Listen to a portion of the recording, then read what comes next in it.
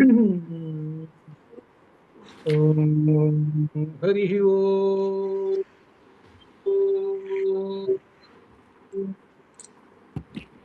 గురు బ్రహ్మ గురుర్విష్ణు గురుదేవో మహేశ్వర గురు సాక్షాత్ పరం బ్రహ్మ తస్మై శ్రీ గురవే నమః. జ్ఞానానందమయం దేవ నిర్మల స్ఫటికాకృతి ఆధారం సర్వ విద్యానాం హయగ్రీవముపాస్మహే. కరుణాం కరుణాతరంగితాక్షీం ధృతపాశాంకుశ పుష్పబాణచాపాం అణిమాదిభిరావృతాం మయూఖైః అహమిత్యేవ విభావయే భవానీ సింధూరారుణ విగ్రహాం త్రినయనాం మాణిక్యమౌళిస్ఫురత్ తారానాయకశేఖరాం స్మితముఖీమాపీనవక్షోరుహాం పాణిభ్యామళిపూర్ణరత్నచషకం రక్తోత్పలం బిభ్రతీం సౌమ్యాం రత్నఘటస్థరక్తచరణాన్ ధ్యాయేత్ పరాం అంబికాం.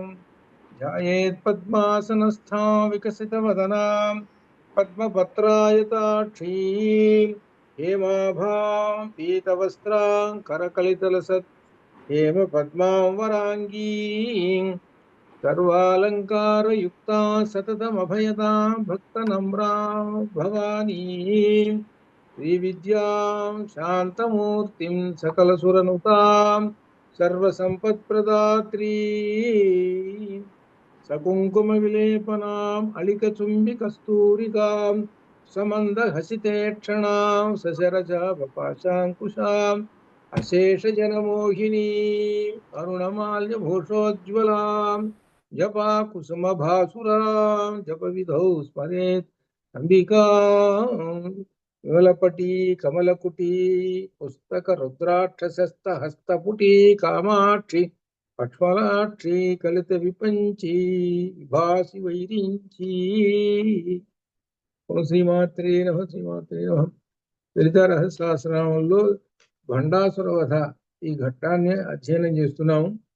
66, 67 మంత్రాలలో 66, 67 అనేటువంటి ఈ మంత్రాలు ఇవి షోడశాక్షరి ఇవి సంపత్కరి సమారూఢ సింధుర వ్రతసేవిత అనేటువంటి దానిలో సంపత్కరి అనేటువంటిది ఇక్కడ విశేషం అమ్మవారి పేరు అనమాట.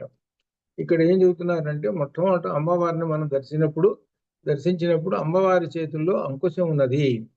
అంకుశం ఏమిటంటే క్రోధాకార అంకుశోజ్వల అనే క్రోధం అనేటువంటి మదపుటేనుగుని అదుపు చేసేటువంటిది అని అర్థం అనమాట. అలానే ఇక్కడ అదే విషయం వస్తున్నది. ఇక్కడ ఏమిటంటే సంపత్కరి సమారూఢ సింధుర వ్రత సేవిత. సింధురం అని అంటే అర్థం ఏమిటి? ఏనుగు. ఈ ఏనుగుని అంటే ఏనుగు మీద అధిష్ఠించి వచ్చింది అని అర్థం. అనగా అర్థం ఏమిటనమాట? ఏనుగుని అదుపులో పెట్టుతున్నది అని అర్థం. అది దీనికి అర్థం ఏమిటి? సంపత్కరీ దేవి సమారూఢ చక్కగా అధిష్ఠించినటువంటి సింధుర గజసేన యొక్క వ్రత సమూహంచే సేవలు అందుకొనుచున్నది ఎవరు? అమ్మవారు. అంటే అనేక ఏనుగులు వచ్చినాయి. ఆ అనేక ఏనుగు గజదళం అంటారు దాన్ని. ఆ గజదళానికి సేనాపతి ఎవరంటే సంపత్కరీ దేవి అనగా గజలక్ష్మీదేవి. ఈమె తన యొక్క సైన్యంతో గజదళంతో వచ్చింది అమ్మవారికి సహాయంగా. అమ్మవారి లలితా పరమేశ్వరికి సహాయంగా వచ్చింది. లలితా పరమేశ్వరి ఎక్కడి బయలుదేరింది? యుద్ధం చేయడానికి, భండాసురుడి మీద యుద్ధం చేయడానికి బయలుదేరితే గజదళం వచ్చింది అని చెబుతున్నారు. ఇదేంటంటే భౌతికంగా ఓ రాజుగారి యుద్ధానికి బయలుదేరుతుంటుంటే గజదళము, అశ్వదళము, పదాతి దళము ఈ దళాలు ఎలా అయితే వస్తాయో వాళ్ళందరూ కూడా అమాత్యులు వీళ్ళందరూ వచ్చినట్టుగానే ఇక్కడ కూడా పైకి భౌతికంగా అలా కనబడుతుంటుంది. కానీ ఇందులో ఉండేటువంటిది తత్వశాస్త్రాన్ని అర్థం చేసుకోవాలి. అది మనకి ముఖ్యంగా కావాల్సినటువంటిది. అది దీనిలో ఏమిటి? దీనిలో ఉన్నటువంటి గొప్ప విశేషము అని అంటే దీనిలో గజ సేనాపతి ఎవరు? సంపత్కరీ దేవి. ఆమె ఈ ఏనుగుల మీద ఎక్కి వస్తున్నది అని అర్థం అనమాట. గజదళం ఏమిటి? దీని యొక్క అర్థం ఏమిటనంటే దీనిలో విశేషమైనటువంటిది మదపుటేనుగు మన శరీరంలో, మానవ శరీరంలో ఈ ఏనుగు మదపుటేనుగు ఉన్నది. ఇది ఏం చేస్తుంది అని అంటే దాని ఇష్టం వచ్చినట్టు ప్రవర్తిస్తూ ఉంటుంది. అనగా అహంకారాదులు ఇటువంటి తోటి పెట్టి ప్రవర్తిస్తూ ఉంటుంది. అటువంటప్పుడు దాన్ని అదుపులో పెట్టుకోవాలి. అదుపులో పెట్టుకోవాలంటే అమ్మవారు తన అంకుశం చేత ఒక ఏనుగు నెట్టయితే పొడి చేసేసి అదుపులో పెట్టేసేసుకుంటుందో అట్లా ఈ విధంగా అని అర్థం అది దీనిలో ఉండేటువంటిది అనమాట. దీనికి మూలమైనటువంటి మంత్రం క్రోధాకారాంకుశోజ్వల అనేటువంటిది. ఈ క్రోధ అంకుశం అంటే అంకుశములో నుంచి అమ్మవారి యొక్క అంకుశంలో నుంచి పుట్టినటువంటిది ఏ శక్తి అని అంటే సంపత్కరి శక్తి పుట్టింది అని అర్థం అనమాట. అనగా అమ్మవారి యొక్క అంకుశాన్ని చూసి నమస్కారం చేశామనంటే అర్థము మనకు ఆ మనలో ఉన్నటువంటి ఈ క్రోధము ఉన్నది చూసారు. ఇటువంటివి క్రోధం అని అంటే దాని తోటిపాటుగా ఒక మిగిలిన 5 వస్తారు. కామ క్రోధ లోభ మోహ మదమాశ్చర్యములు అనేటువంటి వాళ్ళు వీళ్ళందరూ కూడా వచ్చేస్తారు. కాబట్టి వీళ్ళందరినీ కూడా ఒక పోటు పొడి చేసేసి అదుపులో పెట్టేసేస్తుంది దాని యొక్క అర్థం అనమాట అమ్మవారు. అయితే అమ్మవారికి వెంట వచ్చినటువంటి సంపత్కరి దేవి అని అర్థం. అయితే సంపత్కరి దేవి వేరు అమ్మవారు వేరు అని అనుకుంటారేం కాదు, ఒకటే. అనగా అమ్మవారి యొక్క రూపం ఇంకొక రూపము, ఇది అర్థం. ఇది అర్థం చేసుకోవాలి. అనగా అమ్మవారిని ఎవరైతే సేవిస్తూ ఉంటుంటారో అమ్మవారిని, వాళ్ళకి అమ్మవారు ఇదిగో ఈ విధంగా వాళ్ళకి క్రోధాలు లేకుండా పరమశాంతంగా ఉంచుతుంది. ఇది మనకు భగవద్గీతలో స్థితప్రజ్ఞత అని వచ్చింది చూడండి. దానిలో స్థితప్రజ్ఞతలో దానిలో చెప్పుకుంటూ వస్తాడు. ఏమిటంటే క్రోధాద్భవతి సమ్మోహ సమ్మోహ స్మృతి విభ్రమ అనేటువంటి వరుసగా ఒక మొత్తం మీద అక్కడ ఒక 18 శ్లోకాలు చెప్పాడు స్థితప్రజ్ఞత గురించి. ఆ స్థితప్రజ్ఞత ఇది ఇప్పుడు చెప్పుకునేటువంటి ఈ నామముల యొక్క మూల రూపం స్థితప్రజ్ఞత. ఇది అర్థం. అక్కడ ఉన్నటువంటి ఆ స్థితప్రజ్ఞత ఏదైతే ఎలా అయితే పొందుతామో అదంతా దీనిలో తత్వశాస్త్రంలో తత్వంలో నిమిడి ఉన్నది అన్నమాట. ఇంకా విశేషం అమ్మవారిని యొక్క ఆ క్రోధాకారాంకుశోజ్వలైన నామంలో ఉన్నటువంటి అంకుశాన్ని చూసి నమస్కారం చేస్తే మనకు నిగ్రహ శక్తి కలుగుతుంటుంది, ఇది అర్థం. శబ్దాది విషయములు ఉన్నాయి చూసావు, అవి ఎప్పుడు చిత్తాన్ని ఆకర్షించేసేసి దేహాన్ని విడిచేసేసి సుఖాలను పొందుతుంటాయి. ఇది జాగ్రత్తగా మనం ఈ విశేషాన్ని అర్థం చేసుకోవాలి. శబ్దాది విషయములు ఉన్నాయి అనగా ఏమిటనమా, శబ్ద స్పర్శ రూప రసగంధములు అనేటువంటి ఉన్నాయి. ఈ 5 ఏం చేస్తుంటాయి అని అంటే చిత్తమును ఆకర్షించి దేహమును విడిచి సుఖాలను పొందుతూ ఉంటుంటాయి. అంటే ఆ మనస్సుతోటి అన్ని వీడు పొందేసేస్తుంటాడు. ఇవి ఎప్పుడు అదిగో అక్కడ నేను పొందాలి సుఖము అనేటువంటి దాన్ని తీసుకెళ్లి సుఖాన్ని పొందుతుంటుంది. అనగా సుఖం ఏమిటి, మనస్సు పొందుతుంటుంది, దేహం పొందదు. జాగ్రత్తగా ఆలోచిస్తుంటే తెలుస్తుంటుంది. మనస్సు పొందుతుంటుంది, దేహం కాదు పొందేది. వాడికి ఏదో రుచికరమైన పదార్థం తినాలనేటువంటి కోరిక పుట్టింది. ఆ కోరిక పుట్టేటప్పటికి వర్రన పరిగెత్తుకు హోటల్కి వెళ్ళాడు. హోటల్కి వెళ్ళి ఏం చేస్తే ఆ రుచికరమైన పదార్థాన్ని తిన్నాడు. తింటున్నప్పుడు ఆ మనస్సు సంతోషపడుతూ ఉంటుంది. ఆ సంతోషం అంటే అబ్బా భలే బాగుంది భలే బాగుంది అని సంతోషపడుతూ ఉంటుంటాడు. ఇది అనగా ఆ మనస్సుకి ఈ సంతోషాన్ని కలుగజేయటం అనేటువంటిది ఈ విషయం. కానీ ఏమాత్రం శరీరానికి సంబంధం లేదు, శరీరానికి సంబంధం లేదు, అదేనమాట ఇది. కాబట్టి అట్లా శరీరాన్ని విడిచేసేసి ఈ మనస్సు సుఖాలు పొందుతుంటుంది. కాబట్టి వీటిని అనుగ్రహించినది శ్రీమాతే. ఇక్కడ 2 విశేషాలు ఏమంటే, మరి అట్లయితే మన శరీరంలో పరబ్రహ్మ ఉన్నాడు కదా, అనగా అమ్మవారే ఉన్నది కదా, అమ్మవారే అనుగ్రహిస్తుంది, అమ్మవారే నిగ్రహిస్తుంది 2. ఇక్కడ దీనిలో ఒక విశేషం ఉన్నది. ఏమిటంటే ఎవరికైనా శబ్దాది విషయాలతో ఉంటే పరిగెత్తుతుంటారు. ఆ పరిగెత్తేటువంటిది ఏమిటి అని అంటే అది అమ్మవారే ఇస్తుంది. దాన్ని నిగ్రహించేది కళ్ళెం వేసేది కూడా అమ్మవారే, అది అర్థం అనమాట. అంటే అర్థం ఏమిటి అనమాట, గుర్రం కూర్చున్నాడు, గుర్రం మీద కూర్చొని కళ్ళెం లేకుండా ఎట్లా, కళ్ళెం పట్టుకోవాలి కదా. ఆ కళ్ళెం పట్టుకొని ఉంటే అప్పుడు శబ్దాది విషయాలని అనుభవించే విషయంలో కంట్రోల్ ఉంటుంది, అది అర్థం. ఇది అర్థం. శబ్దాది విషయాలు అందరూ అనుభవించాల్సిందే, అందరూ అనుభవిస్తూనే ఉంటుంటారు. అది అతి పోయింది అనుకో, కంట్రోల్ తప్పింది అనుకోండి, కంట్రోల్ తప్పిపోతే అప్పుడు ఏమవుతుంది అనమాట, మొత్తం తిరోగమనంలోకి సరే వస్తుంది ఆవిడ జీవితం. అది కాబట్టి అమ్మవారు నిగ్రహించేస్తుంటుంది అని అర్థం. అది మరి శబ్దాది విషయములు అంటే మరి కంటికి కావాల్సినటువంటి ఏమిటి సుఖాలు సంబంధించి చూపు ఇటువంటివి అవన్నీ కావాలి కదా మరి. కానీ ఎంతవరకు అనేటువంటిది ఇది. అలానే చెవులకు, అలానే నాలుకకు, ఇట్లా ఈ విధంగా వీటన్నిటిని కూడా నిగ్రహించేటువంటి శక్తి, ఆ నిగ్రహించే శక్తి అమ్మవారు. దాన్నే ఏమిటంటే నిగ్రహం లేకుండా విచ్చలవిడిగా నడుస్తుంటే వెళ్ళిపోతుంటే శబ్దాది విషయాలతో అది ఏనుగు అని అర్థం. మొదటి ఏనుగు అని. ఆ మొదటి ఏనుగు మీద అమ్మవారు నిగ్రహం అనే శక్తిని ప్రయోగిస్తుంది. అనగా అంకుశాన్ని ప్రయోగిస్తే నిగ్రహం అప్పుడు దారిలోకి వస్తుంది. ఇక్కడ ఏమిటి విశేషం అని అంటే పైకి కథగా మనం చెబుతున్నాము, లోపల అర్థం వేరే ఉంది. ఏమిటంటే మనం ఎప్పుడూ నిగ్రహ శక్తి, సెల్ఫ్ కంట్రోల్, అది అర్థం. చివరికి ఏంటంటే చివరి చెప్పేది, నీవు ఆత్మ నిగ్రహం అనేది ఎల్లప్పుడూ ఉండాలి, ఇది అర్థం. నీ కళ్ళెం అనేటువంటిది నీ అంతటి నువ్వు ఏర్పరచుకో, లేకపోతే గుర్రం పరిగెత్తుతుంటుంది, అది అర్థం. అందుకని నిగ్రహించుకునే శక్తి ఉండాలి, అది అర్థం. నిగ్రహ శక్తి అనమాట. అది దీనిలో చెప్పేటువంటిది. ఈ నిగ్రహ శక్తి అనేటువంటిది అమ్మవారిని ఎవరైతే సేవిస్తున్నారో వాళ్లకు ఆ నిగ్రహ శక్తిని ఇస్తుంటుంది. కాబట్టి శబ్దాది విషయములలో నిగ్రహి శక్తితోటి అనుభవిస్తూ ఉంటుంటారు. ఇది చివరికి ఏమిటంటే అమ్మవారు చివరికి మోక్షాన్ని కూడా ఇస్తుంటుంది ధర్మ మార్గం ప్రవేశపెట్టి. అనగా అర్థం ఏమిటి, అంకుశంతో ఒక పోటుబడి చేసేసి లైన్లో పెట్టేసేసి వాడిని ఏ దారిలో పెడుతుంటుంది అని అంటే శ్రేయో మార్గంలో పెడుతుంది. మనకు శ్రేయో మార్గము, ప్రేయో మార్గము 2 మార్గాలు వచ్చినాయి. వాటిల్లో శ్రేయో మార్గంలో అమ్మవారు పెట్టేస్తుంది, అంటే మోక్ష మార్గంలో. కాబట్టి అమ్మవారిని ఎవరైతే ఆరాధిస్తూ ఉంటారో లలితా పరమేశ్వరిని, వాళ్లకు అమ్మవారు నిగ్రహ శక్తిని ఇస్తుంది. ఇదే మనకు గీతలో కూడా చెబుతుంటారు. నిగ్రహము అనేటువంటిది ఒక విశేషమైనటువంటి అగ్ని లాంటిది. అగ్నిలో ఈ మనస్సుకు పట్టినటువంటి ఈ మలినాలన్నిటినీ వదిలించుకోవడానికి ఆ మనస్సు మలినాలతో మనస్సు తీసుకెళ్ళి ఆ నిగ్రహం అనేటువంటి అగ్నిలో పడేసేస్తే మలినాలన్నీ పోతాయి, మనస్సు ఫ్రెష్ అయిపోతుంది, ఇట్లా అన్నమాట. అందుకని నిగ్రహ శక్తి అవసరము, ఇది దీనిలో.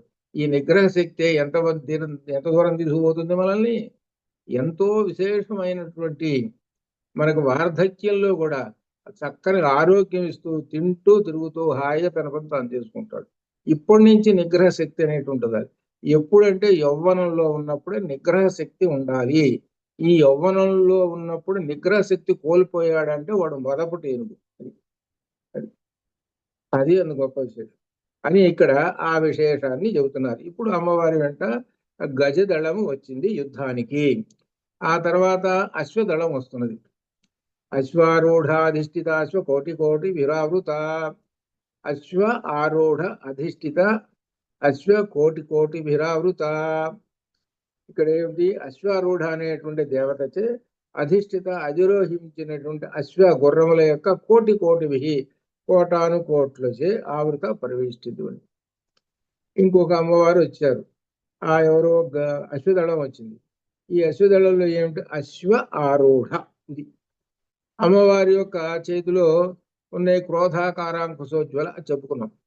ఇప్పుడు చెప్పుకునేటువంటిది అంటే రాగస్వరూప పాశాఢ్య, అది చెప్పుకుంటున్నాం. పాశం, అమ్మవారి చేతిలో పాశం ఉన్నది. ఆ పాశం అనేటువంటి రాగస్వరూప పాశాఢ్య. అది ఎటువంటి పాశం అంటే రాగ అని అర్థం.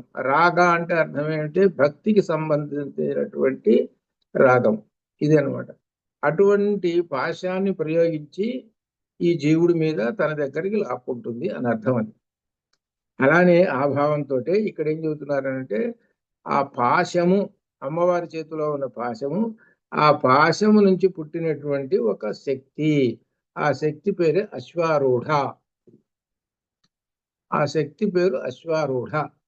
ఆ శక్తి అనేక గుర్రాలతోటి, ఒకటా రెండా చెప్పలేని కోట్ల ఆ గుర్రాలతోటి అశ్వదళంతో అమ్మవారి దగ్గరికి వచ్చింది. అనగా గజదళం వచ్చింది, అశ్వదళం వచ్చింది. గజదళం అంటే అర్థం ఏంటనమాట, మొత్తం నిగ్రహ శక్తి మనిషికి అని అర్థం. అమ్మవారి సెంటర్లో ఉంది, జాగ్రత్తగా అర్థం చేసుకుంటాం. అమ్మవారి సెంటర్లో ఉంది, అటుపక్క నిగ్రహ శక్తి ఉంది. ఇప్పుడు ఇంకొక శక్తి ఏమొస్తున్నది అంటే ఇక్కడ అశ్వ ఆరూఢ, అశ్వ అనేటువంటి అశ్వ అంటే దానికి అర్థం ఏంటి? గుర్రం. తెలుగులో గుర్రం అని అర్థం. ఏమిటి ఈ పదానికి అర్థం అని అంటే ఆసు వేగే అని అర్థం. ఆసు వేగే అంటే వేగంగా పరిగెత్తేటువంటిది, కాబట్టి అశ్వము అని దాని పేరు. కాబట్టి మనలో వేగంగా పరిగెత్తేటువంటి 5 గుర్రాలు ఉన్నాయి. వేగంగా పరిగెత్తే 5 గుర్రాలు అంటే 5 అశ్వాలు ఉన్నాయి. అవి ఏమిటంటే 5 జ్ఞానేంద్రియాలు, ఇది అర్థం. ఈ 5 జ్ఞానేంద్రియాలు కూడా మనకి పనిచేస్తూ ఉంటాయి. అయితే ఈ 5 జ్ఞానేంద్రియాలకి అనగా ఈ 5 ఉన్నాయి ఇంద్రియాలు, వీటికి చక్షు శ్రోత్ర ఉన్నాయి కదా 5, వీటికి ఈ గుర్రాలకి కళ్ళెం వేయకుండా ఉంటే అవి ఏమవుతాయి? పరిగెత్తుంది దాని ఇష్టం వచ్చినట్టు. దాని ఇష్టం వచ్చినట్టు అవి పరిగెత్తుతాయి. కళ్ళెం వేయాలి అనగా పగ్గం పట్టుకోవాలి. పగ్గాలు ఎవరు పట్టుకోవాలి? బుద్ధి పట్టుకోవాలి. ఇదే విషయం ఎక్కడ ఉన్నది అని అంటే కఠోపనిషత్తులో ఉన్నటువంటి ఒక మంత్రాన్ని ఆధారంగా చేసుకొని చెబుతున్నటువంటి మంత్రాలు. కాబట్టి ఉపనిషత్తుని ఏ విధంగా దీనిలో ప్రవేశపెట్టాడో చూడండి.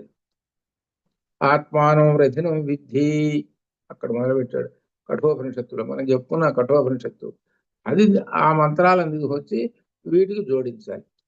ఎట్లానంటే పైన ఉండేది వేదం, కింద స్థానంలో ఉండేది పురాణం. ఇది దేనిలో ఉన్నది? ఇది పురాణంలో ఉంది. ఇది లలితా రహస్య శాస్త్రం. ఏ పురాణంలో ఉంది? బ్రహ్మాండ పురాణంలో ఉంది. కాబట్టి పైనుంచి వచ్చిన కాంతులు ఇదిగో ఈ మంత్ర రూపాన్ని తాలుస్తున్నాయి, ఇది అర్థం.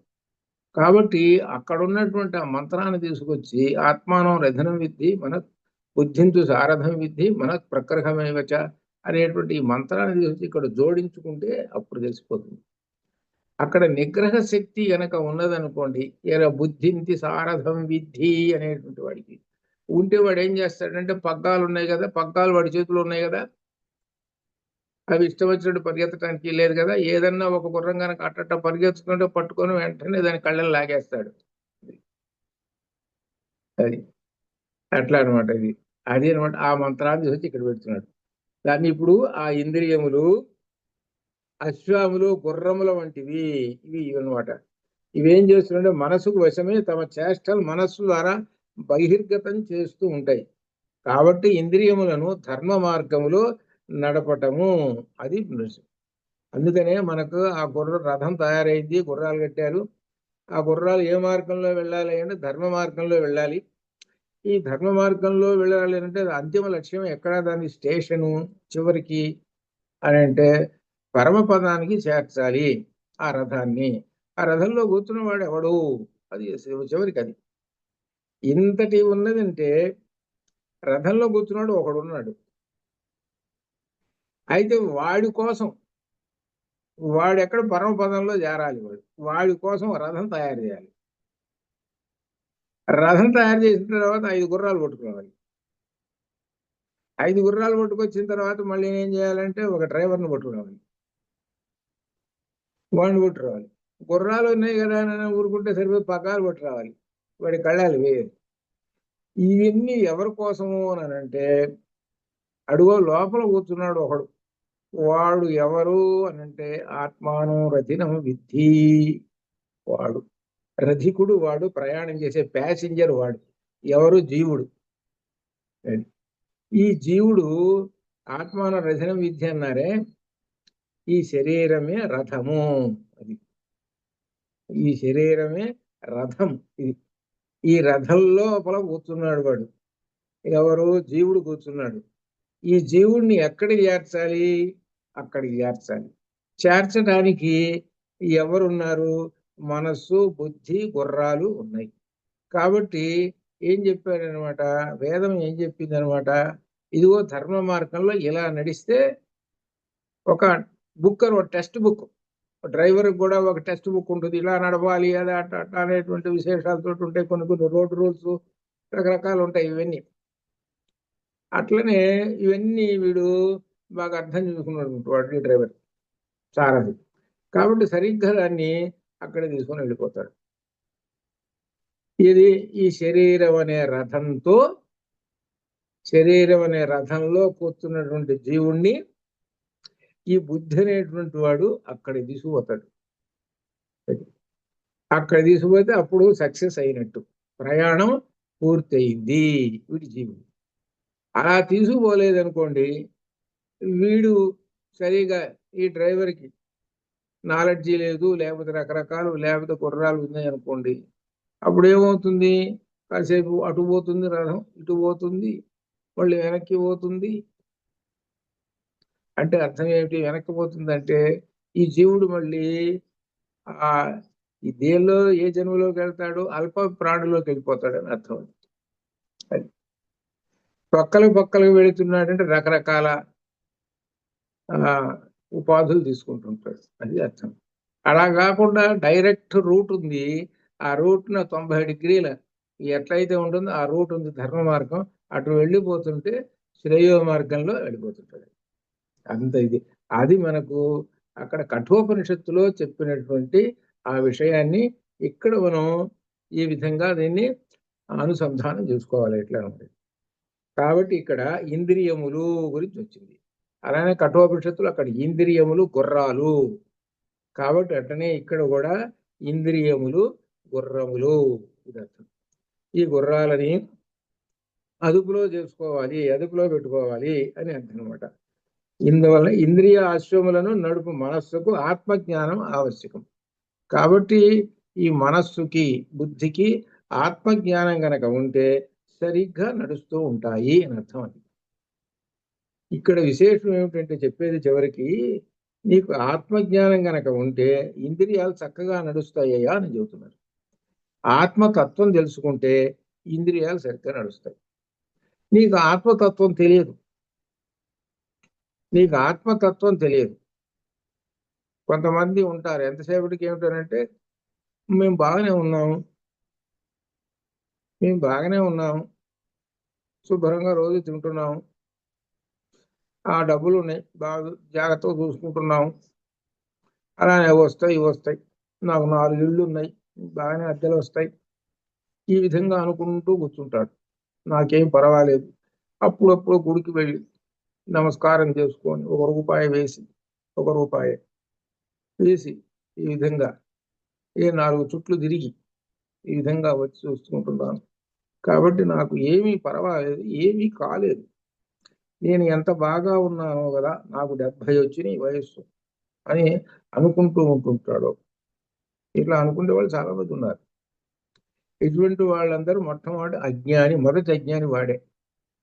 అది వాడేంటి, నాకేం కాలేదు, నేను బాగున్నాను అని సంతోషపడుకుంటుంటాడు. అది వాడు ఎప్పుడైతే ఆత్మజ్ఞానం తెలిసిందో అప్పుడు నేను ఎంత పొరపాటు పడ్డాను, నేను ఏ దారిలో ఉన్నాను ఏమిటనేది అర్థం. వాడు ఏ దారిలో పోతున్నాడో వాడికి తెలియదు, మరి ఎక్కడికో పోతుంటుంది ఆ రథం పోతున్నదంటే ఏదో ఒక దారి, అది పోతూనే ఉంటుంది, చివరికి అంతిమ లక్ష్యం ఏటో పోతుంది. అది అట్లనే పోయి ఆ రథం పోయి సముద్రంలో దూకుతుంది, అది అర్థం. అంటే అర్థం సముద్రంలో దూకుతుంది అంటే సంసార సాగరం మళ్ళీ పుడుతుంటాడు. అది మళ్ళీ పుట్టేటువంటి రకరకాల పుట్టక ఈ విధంగా ఉంటాడు. ఆత్మజ్ఞానము తెలుసుకోలేనటువంటి వాళ్ళు వీళ్ళందరూ ఈ మోడల్గా మాట్లాడుతుంటారు. ఆత్మతత్వం తెలుసుకున్నటువంటి వాడు ఇంద్రియములను అదుపులో పెట్టుకుంటాడు. ఇంద్రియాలను అదుపులో పెట్టుకొని ఆయన పరమాత్మ సాక్షాత్కారానికి ప్రయత్నంలో ఉంటాడు, అది అర్థం. ఇంద్రియాలను అదుపులో పెట్టాడు. ఇది ఒక రకంగా ఏమిటనంటే ఒక సైన్స్ ఒకటి. రెండోది ఒక రకంగా, ఇంకొక రకంగా వైద్య శాస్త్రంలో ఏంటంటే దేవుడు మందులు ఇస్తాడు, వ్యాధి వచ్చింది మందు ఇస్తాడు. ఇది అయితే ఈ వైద్య శాస్త్రం ఏంటంటే ముందుగానే నీకు ఎటువంటి రోగం రాకుండా ఉండటానికి మేము ఒక మందు చెబుతున్నాం. నీకు ఎటువంటి రోగాలు రాకుండా ఉండటానికి మేము ముందుగానే మందు చెబుతున్నావురా, ఈ మందును పాటించరా అని అంటున్నాడు. ఏమిటో ఆత్మతత్వ జ్ఞానం అనే మందును పట్టుకో నువ్వు. అది పట్టుకున్నావనంటే నీకు వ్యాధులు రావు. మనకి కొంతమందిని చూస్తే ఆత్మతత్వ జ్ఞానం ఉన్నటువంటి వాళ్ళని ఉదాహరణ కొన్ని 2-3 ఉదాహరణలు చెబితే మీకు అర్థం అవుతుంటుంది. అబ్దుల్ కలాము ఆత్మతత్వ జ్ఞానంలో చాలా గొప్పవాడు. అబ్దుల్ కలాం మాజీ రాష్ట్రపతి, రైతు కలిగిపోయినాడు. ఆయన రిటైర్ అయిన తర్వాత రాష్ట్రపతి నుంచి తర్వాత వచ్చిన తర్వాత కూడా ఆయనకి విద్యార్థులకు లేకపోతే ఎక్కడొక్కడ ఉపన్యాసాలు చెబితే గాని ఆయనకి అంత తృప్తిగా ఉండదు. సహజంగా ఏం చేస్తారంటే చాలా మంది రిటైర్ అయిన తర్వాత హాయిగా కూర్చొని నిద్రపోతూ కుర్చీలో కూర్చొని ఇంతే, ఇంక రెండో పని లేదు, ఇక్కడ ఏదో వేళకి ఏదో కాస్త తింటూ రోగం వస్తే హాయిగా బిళ్ళలు వేసుకుంటూ టాబ్లెట్స్ వేసుకుంటూ కూర్చుంటారు. అది ఇట రిటైర్ అయిన వాళ్ళు. కానీ ఈయనేంటి ఆత్మతత్వ జ్ఞానం కలిగినటువంటి వాడు కదా, ఒకతోటి ఉపన్యాసం చెబుతున్నాడంటే చెబుతున్నవాడు వెంటనే స్ట్రోక్ వచ్చింది, పోయినాడు, అప్పటికప్పుడే అయిపోయినాడు. అటువంటి వాళ్ళు చాలా మంది ఉన్నారు. అటువంటి వాళ్ళు ఆత్మతత్వ జ్ఞానం కలిగినటువంటి వాడు ఎలా ఉంటాడనంటే చివరి వరకు ఆత్మతత్వ జ్ఞానంతో పరమ ప్రశాంతంగా ఉంటాడు. గొప్ప విశేషం. వాడిని ఎటువంటి వ్యాధి కూడా రాదు దగ్గరికి. ఎందుకు రాదయ్యానంటే వాడు ఇష్టం వచ్చినట్టు పిచ్చి తిండి తిండగా 5 ఇంద్రియాలు ఏం చేస్తుంటాయి? 5 ఇంద్రియాల్లో 4 ఏం చేస్తుంటుంది? మొట్టమొదటి ఇదే చెడగొట్టేది వీడిని. వీడు 2 పనులు, ఈ 4కు 2 పనులు పెట్టాడు. మిగిలిన వాటన్ని ఒక్కొక్క పని పెడితే వీడికి 2 పనులు పెట్టేశాడు. వీడు 2 పనులు పెట్టేటప్పటికి అబ్బా ఎంత సంతోషం కదా అని అనుకుంటున్నాడు, నేను చూసుకుని ఎంత గొప్ప అని. చివరికి వాడే పడగొడతాడు. మనకి వాక్కు ద్వారా పడగొడతాడో మరి తిండి ద్వారా పడగొడతాడో మరి అది అది అందుకని నిగ్రహ శక్తి. అది అందుకని ఈ విధంగా ఇంద్రియములను అదుపులో పెట్టుకోండి అని చెబుతున్నారు. కాబట్టి ఇంద్రియాలు అదుపులో పెట్టుకోవాలంటే అంతర్ముఖులై జ్ఞాననిష్ఠులై ఉండాలి. అందుకోసము ఈ 2 నామాలు ఏం చెబుతున్నాయి అంటే మీరు తప్పనిసరిగా ఆత్మతత్వ జ్ఞానము తెలుసుకోండి అనగా ఉపనిషత్తుని పట్టుకోండి. వేదాంతము ఉపనిషత్తు, దానిలో ఆత్మతత్వం ఉన్నది. దానిలో మన ఇంద్రియాల గురించి, బుద్ధిని గురించి అన్ని ఉన్నాయి. దానిలో మనకు ఉదాహరణకి ఇప్పుడు కఠోపనిషత్తులో ఏది ఉన్నదో అని చెప్పుకున్నాం. కాబట్టి కఠోపనిషత్తు బాగా పనిచేస్తుంది భగవద్గీతకి, వీటికి ఇంకా వస్తాయి, వీటిల్లో విశేషమైనటువంటివి కూడా వస్తాయి అనమాట. ఇది అట్లా అనమాట. ఇది కాబట్టి ఇంద్రియాలను అదుపులో పెట్టుకోండి అని అన్నారు. సరే, అయితే ఈ రథం, మన శరీరం అనేటువంటి రథం శరీరం అనే మనకి దీనిలో కఠోపనిషత్తులో కూడా చెప్పేశారు. అయిన తర్వాత ముఖ్యమైనటువంటి ఇంకొక నామం వస్తున్నది, చక్రరాజ రథారూఢ సర్వాయుధ పరిష్కృత. వాళ్ళిద్దరూ అటువైపు ఇటు ఒకళ్ళు నిలబడ్డారు. ఒకవైపు ఏమో ఈ గజదళం, ఇంకో వైపు ఏమో అశ్వదళం ఉన్నది. గజదళం ఏమిటి అనమాట, దాన్ని అహంకారాదులన్నిటినీ పొడిచి పారేస్తుంటుంది. అశ్వదళమేమో ఇంద్రియాలు మొత్తాన్ని నిగ్రహ శక్తితో అన్ని లాగి పట్టేసేస్తుంటుంది, కంట్రోల్లో పెట్టి క్రమశిక్షణలో ఉంటుంది. ఇది మన యొక్క ఉన్నటువంటి ఈ జీవుడికి అటుపక్కన ఇటు పక్కన ఉన్నటువంటి వాళ్ళు వీళ్ళిద్దరు. ఇది ఇక్కడ అమ్మవారు అని అంటే పరమాత్మ లేక పరబ్రహ్మము. ఆ పరబ్రహ్మం ఏ రూపంలో ఉన్నాడు? మనలో జీవుడు రూపంలో ఉన్నాడు. ఇప్పుడు చక్రరాజ రథారూఢ సర్వాయుధ పరిష్కృత. చక్రరాజమును పేరు కలిగినట్టు రథమునందు ఆరూఢ అధిరోహించి సర్వ సమస్తమైన ఆయుధములచే పరిష్కృత అలంకృతమైనది. చక్రరాజ రథమును సర్వాయుధములకు అధిష్ఠించి లలితామాత. సరే, అయితే మరి అసలు యుద్ధం చేయాల్సింది ఎవరు? లలితామాత యుద్ధం చేయాలి. ఎవరి మీద? భండాసురుడి మీద చేయాలి. వీళ్ళిద్దరు ఎవరు సహాయం చేసేవాళ్ళు? జాగ్రత్తగా అర్థమైందిగా, వీళ్ళిద్దరు సహాయం చేసేవాడు. అటు గజదళము అశ్వదళం సహాయం చేస్తుంటారు. అసలు మధ్యలో యుద్ధం చేయాల్సింది ఈమె. కాబట్టి ఈమె దగ్గర ఆ రథంలో ఎన్నో అస్త్రాలు ఉన్నాయి. అస్త్రాలు చాలా ఉన్నాయి. అందుట్లో ఈమె రథం ఎటువంటిది అని అంటే విశేషమైనటువంటిది అనమాట. ఈ రథం ఏమిటంటే చక్రరాజ రథము. ఇది ఇక్కడ విశేషం ఏంటంటే చక్రరాజం అనేటువంటి ఒక పేరు కలిగినటువంటి రథము అని చెబుతున్నారు. దీనిలో ఒక విశేషమైన దీనిలో ఇప్పుడు ఈ నామంలో ఉన్నది. ఈ చక్రం ఏమిటి అంటే శ్రీచక్రము. ఇది అర్థం. మన శరీరమే ఒక శ్రీచక్రము, ఈ శ్రీచక్రమే ఒక రథము మన శరీరమే రథము. శ్రీచక్రంలో బిందువు ఉంటుంది. శ్రీచక్రంలో బిందువు ఉంటుంది. ఆ బిందువే అమ్మవారు. ఆ బిందువుకి అటుపక్క ఇటుపక్క ఉన్నారు ఇద్దరు విశేషమైనటువంటి వాళ్ళు. సవ్యాప అటు వాళ్ళిద్దరు కూడా ఒకవైపు సరస్వతి, ఒకవైపు లక్ష్మీదేవి, వాళ్ళిద్దరు ఉండి సేవలు అందిస్తూ ఉంటుంటారు. వాళ్ళు వింజామర్లతో వీస్తూ ఉంటుంటారు. లలితలో నామంలో వస్తుంది వాళ్ళిద్దరు. ఇలా ఉంటుంది అమ్మవారు. ఇక్కడ అమ్మవారి గురించి చెప్పేటప్పుడు ఒక విశేషమైనటువంటి శుద్ధ విద్య వస్తున్నది. ఏమిటి శుద్ధ విద్య అని అనేటువంటి దానికి ఆత్మజ్ఞానము, ఇది అర్థం అనమాట. శుద్ధ విద్య అన్న, ఆత్మతత్వం అన్న, ఆత్మజ్ఞానం అన్న ఒకటే. ఇది ఎప్పుడు ఇది పనికొస్తుందంటే ఈ శుద్ధ విద్య అవిద్య మీద పనిచేస్తుంది. ఈ విద్య అవిద్య మీద పనిచేస్తుంది. అవిద్య అంటే ఏంటి? అజ్ఞానం. అవిద్య అంటే అజ్ఞానం. ఈ అజ్ఞానం ఎలా ఉంటుందంటే మొట్టమొదట నేను నాది అనగా మమకార, అహం మమ, అది అహం నేను, మమ నాది. ఇది అహం నేను, మమ నాది, ఇది దీంతోటి. అందుకనే ఈశోపనిషత్తు ఏం చెప్పాడనంటే, నీది కాదురా ఇదంతా, ఇది కనపడుతున్నదంతా నీది కాదు, నువ్వేమనుకుంటున్నావు? నాది నాది అని అనుకుంటావు, నీది కాదు. ఈశావాస్యమిదకం సర్వం యత్కించ జగత్యాం జగతు తేన త్యక్తేన భుంజీధ మాకుధ కస్విసిత్ ధనం అన్నాడు. ఇదంతా నాది, పరమాత్మది, నీది కాదు. అయితే నీవు తాత్కాలికంగా ఒక పుట్టావు అనగా కొంతకాలం ఉండి మళ్ళీ పోతావు ఇంకో చోటకి. ఒక చోట అంటూ ఉండవు. ఈ ఉన్నంతసేపు ఏం చేస్తామంటే అనుభవించు. మనం ఏ రైల్వే స్టేషన్లో లేదా ఏరోప్లేన్ ఉంటుంది, ఎయిర్పోర్ట్లోనే వెళ్ళినప్పుడు అతి బ్రహ్మాండమైనటువంటి ఏసీ గదుల్లో కూర్చొని ఒక అరగంట సేపు కూర్చొని అబ్బా బాగుంది, బ్రహ్మాండంగా ఉంది అని ఇక మన టైం కాగానే వెళ్ళిపోతుంటాం.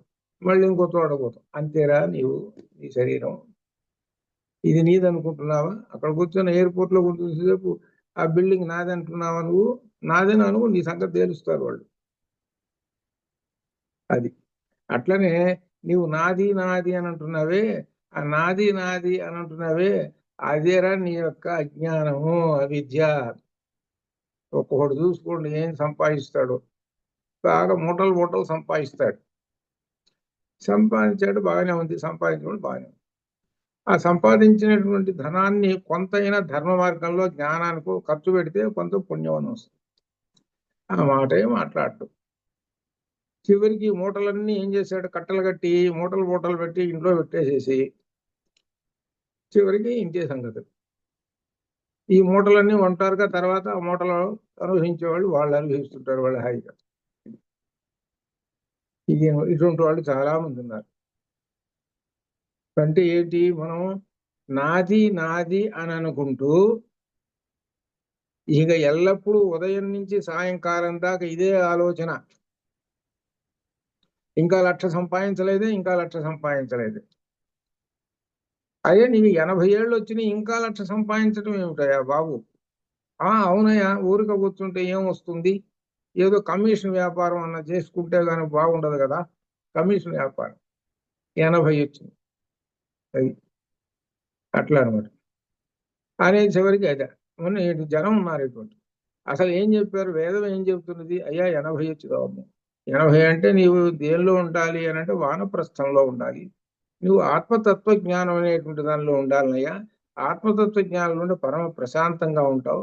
మరుసటి జన్మలో నీకు ఉత్తమ జన్మ వస్తుంది అని చెప్పారు. ఇటువంటి వాళ్ళు ఎందుకంటే చెబుతున్నది ఆత్మతత్వ జ్ఞానం లేని వాళ్ళు ఎలా ఉంటారు, ఆత్మతత్వ జ్ఞానం ఉన్న వాళ్ళు ఎలా ఉంటారో వాళ్ళ గొప్ప విశేషం. మోక్షగుండం విశ్వేశ్వరయ్య గారు, ఆయనకి 90 ఏళ్ల వయసు వచ్చినా కానీ రోజు 1 గంట 2 గంటలు ఆత్మతత్వ జ్ఞానం గురించి ఉపనిషత్తు లేకపోతే ఇవో ఏవో ఒకటి ఇంగ్లీష్లో ఉన్నాయో ఏవో అది చదవాల్సిందే ఆయన. మరి ఆయన ఒకసారి ప్లాన్ వేసాడంటే 1,00,000 కోట్లు వస్తాయి. ఏది ఒక ప్రాజెక్టు ప్లాన్ వేసాడండి. అదే ఎందుకనంటే చెప్పుకుంటేది మనము మనకు చెప్పినటువంటి వేదం ఏం చెప్పింది అంటే వానప్రస్థము సన్యాసం చెప్పింది. సన్యాసం పోని పక్కన అవతల పడేసేద్దాం, తీసి అవతల పక్కన పెట్టేద్దాం. 4. వానప్రస్థం అంటే ఆత్మతత్వ జ్ఞానం తెలుసుకో. తెలుసుకుంటే నువ్వు ప్రశాంతంగా ఉంటావు, చివరి రోజుల్లో మంచి జీవితం వస్తుంది అని చెప్పారు. దాన్ని పక్కన పెట్టేశారు. ఇది ఆ పక్కన పెట్టేసేటప్పటికే అప్పటికే ఈ దేహం ఏమైపోతుందంటే మాట విందు, వార్ధక్యంతో ఉండిపోతుంది. అందువల్ల ముందు నుంచే తెలుసుకోవాలి. కాబట్టి ఈ దేహం అనేది శ్రీచక్రము. ఆ దేహం ఏమిటో 3వ పాయింట్లో చెబుతున్నారు. ఈ దేహం ఎట్లా తయారైందంటే 26 తోటి తయారైంది. ఈ 26 తోటి తయారైనటువంటి ఈ దేహము పంచభూతాలు, తర్వాత పంచతన్మాత్రలు, పంచ జ్ఞానేంద్రియాలు, పంచ కర్మేంద్రియాలు, అంతఃకరణ చతుష్టయము, ఇంతటితో 4, 5, 20. 20 అయిపోయినాయి కదా. ఇక్కడ ప్రకృతి జీవుడు తెలిసిందే.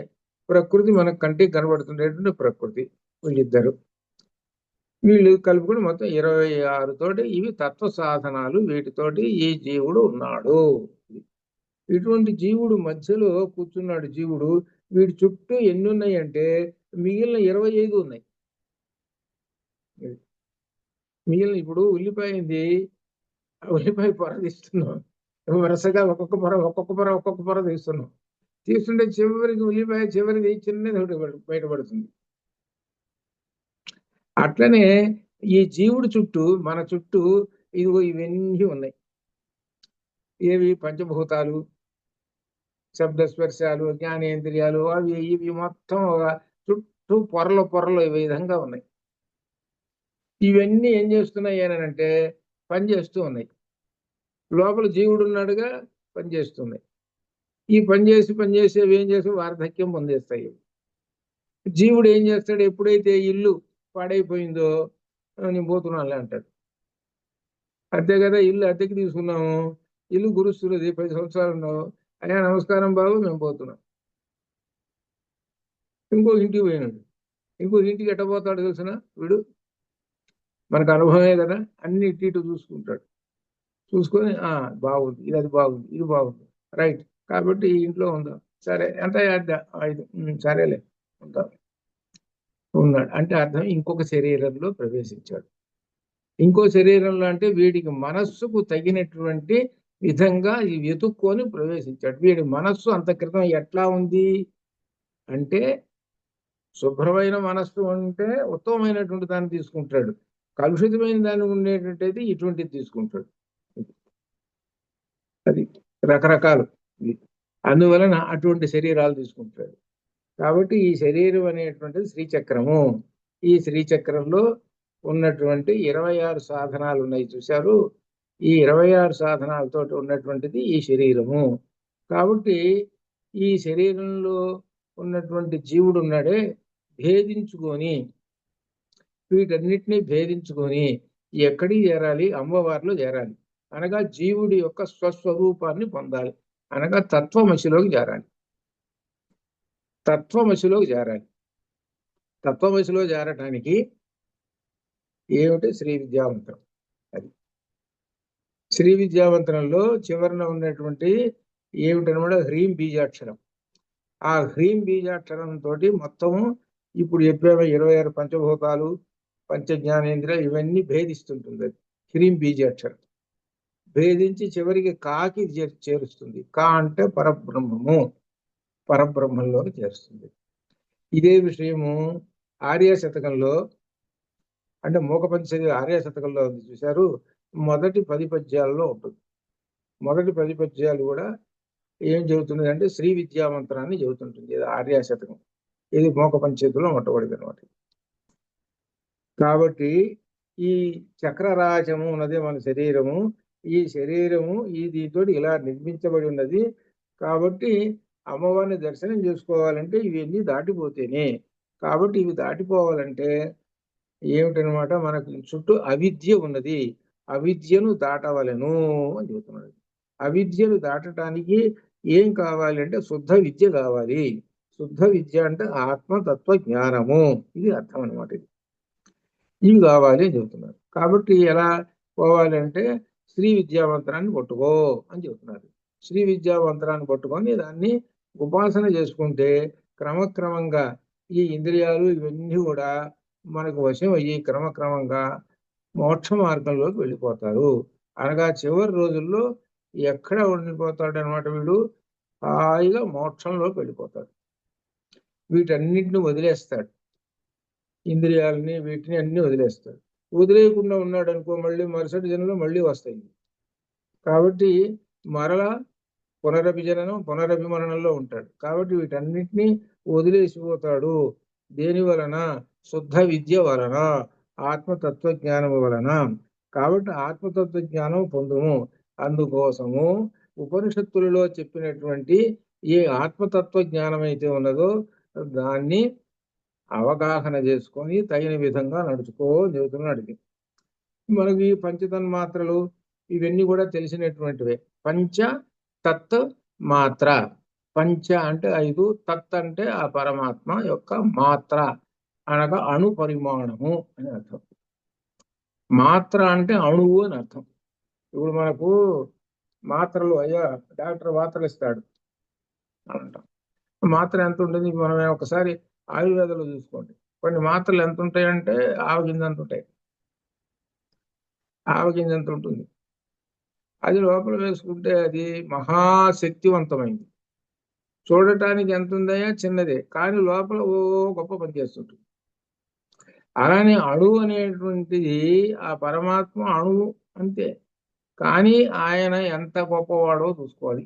అందువలన మాత్ర. అవి ఎన్ని మాత్రలు? 5 మాత్రలు. ఈ 5 మాత్రలు ఏమిటి? పంచతన్మాత్రలు 5. శబ్ద స్పర్శ రూపరసగంధములు. ఇవి పంచభూతాలుగా తయారైపోయింది.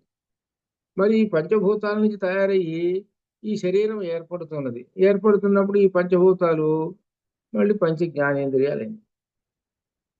దీనిలో నుంచి వీటికి అనుసరించి పంచ కర్మేంద్రియాలు వచ్చాయి. ఆ తర్వాత ఏమిటనమాట? మనస్సు, పురుషుడు, ఈశ్వరుడు, మాయా జగత్తు, ఇవన్నీ కూడా అహంకారం, ఇవన్నీ కూడా 26 తత్వాలతోటి ఉన్నదని అద్వైత సిద్ధాంతం చెబుతుంటుంది. అది ఇదంతా మన శరీరం యొక్క విశేషం. అందుకనే మన శరీరాన్ని ముందుగా, అందుకనే నీ శరీరాన్ని నువ్వు తెలుసుకోవయా అన్నాడు. గీతలో అదే చెప్పాడు. ఉద్ధరేత్ ఆత్మన ఆత్మానం అవసాదయతి. ఉద్ధరేత్ ఆత్మానం. నీ ఆత్మానం అంటే శరీరం. నీ శరీరం గురించి నువ్వు తెలుసుకో. ఆత్మ అనే దానికి అర్థాలు ఉన్నాయి. ఆత్మ అంటే మనస్సు, బుద్ధి, శరీరము, పరమాత్మ, ఇన్ని అర్థాలు ఉన్నాయి. అవి సందర్భానుసారంగా తెలుసుకోవాలి.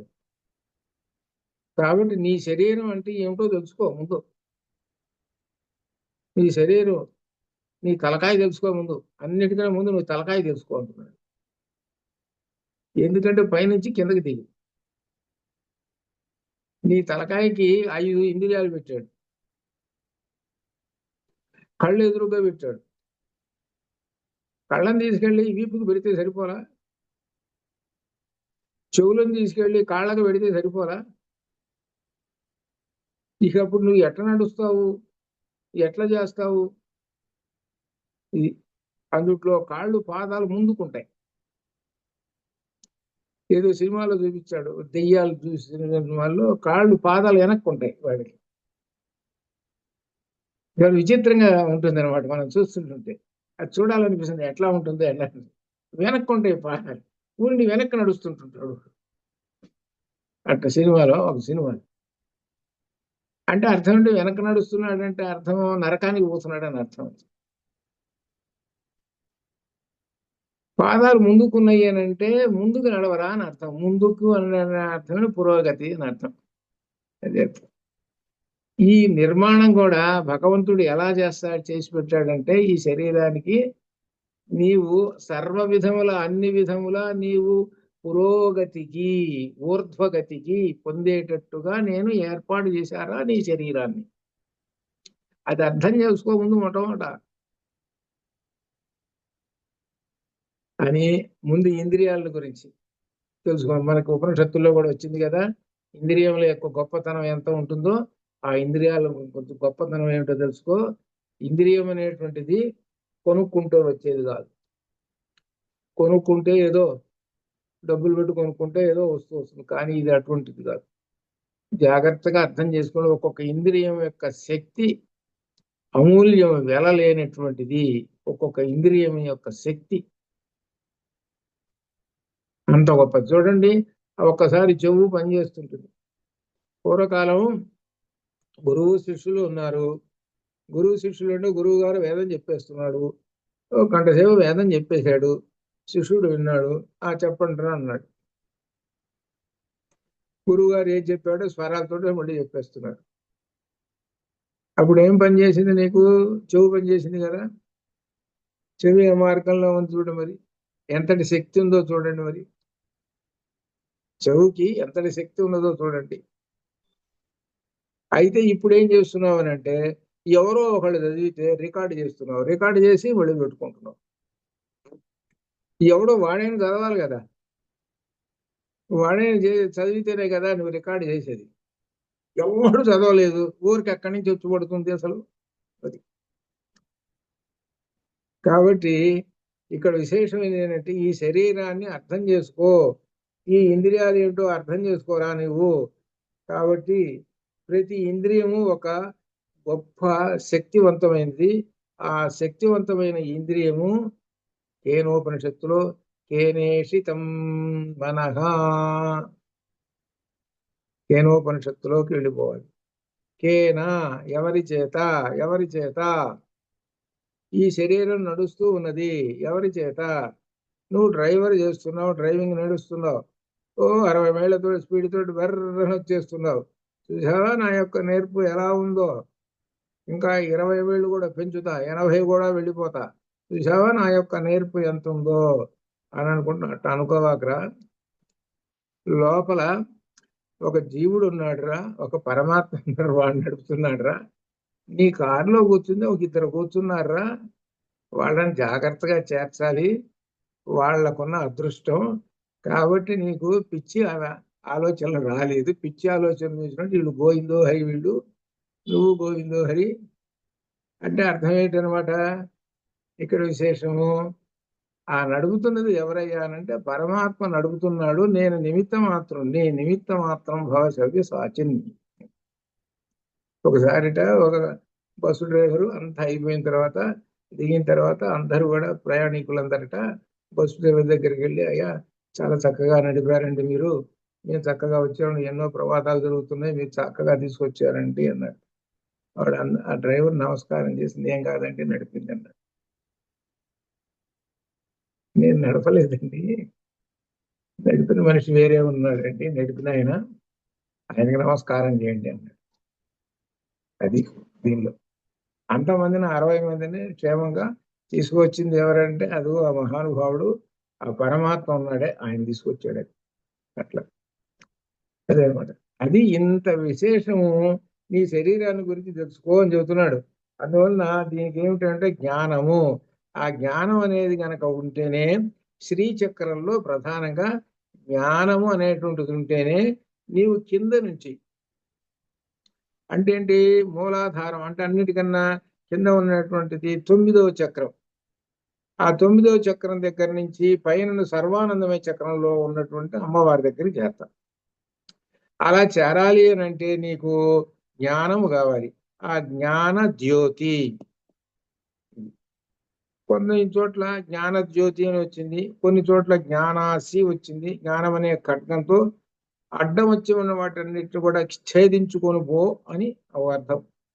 జ్ఞానజ్యోతి అని అంటే మొత్తం చీకటి కాబట్టి ఆ బ్యాటరీ లైట్ పట్టుకుంటే దారి కనబడుతుంటుంది, ఇది అర్థం. ఏదైనా అక్కడ వస్తువులు వేరేవే కానీ చివరికి లక్ష్యం ఒకటే.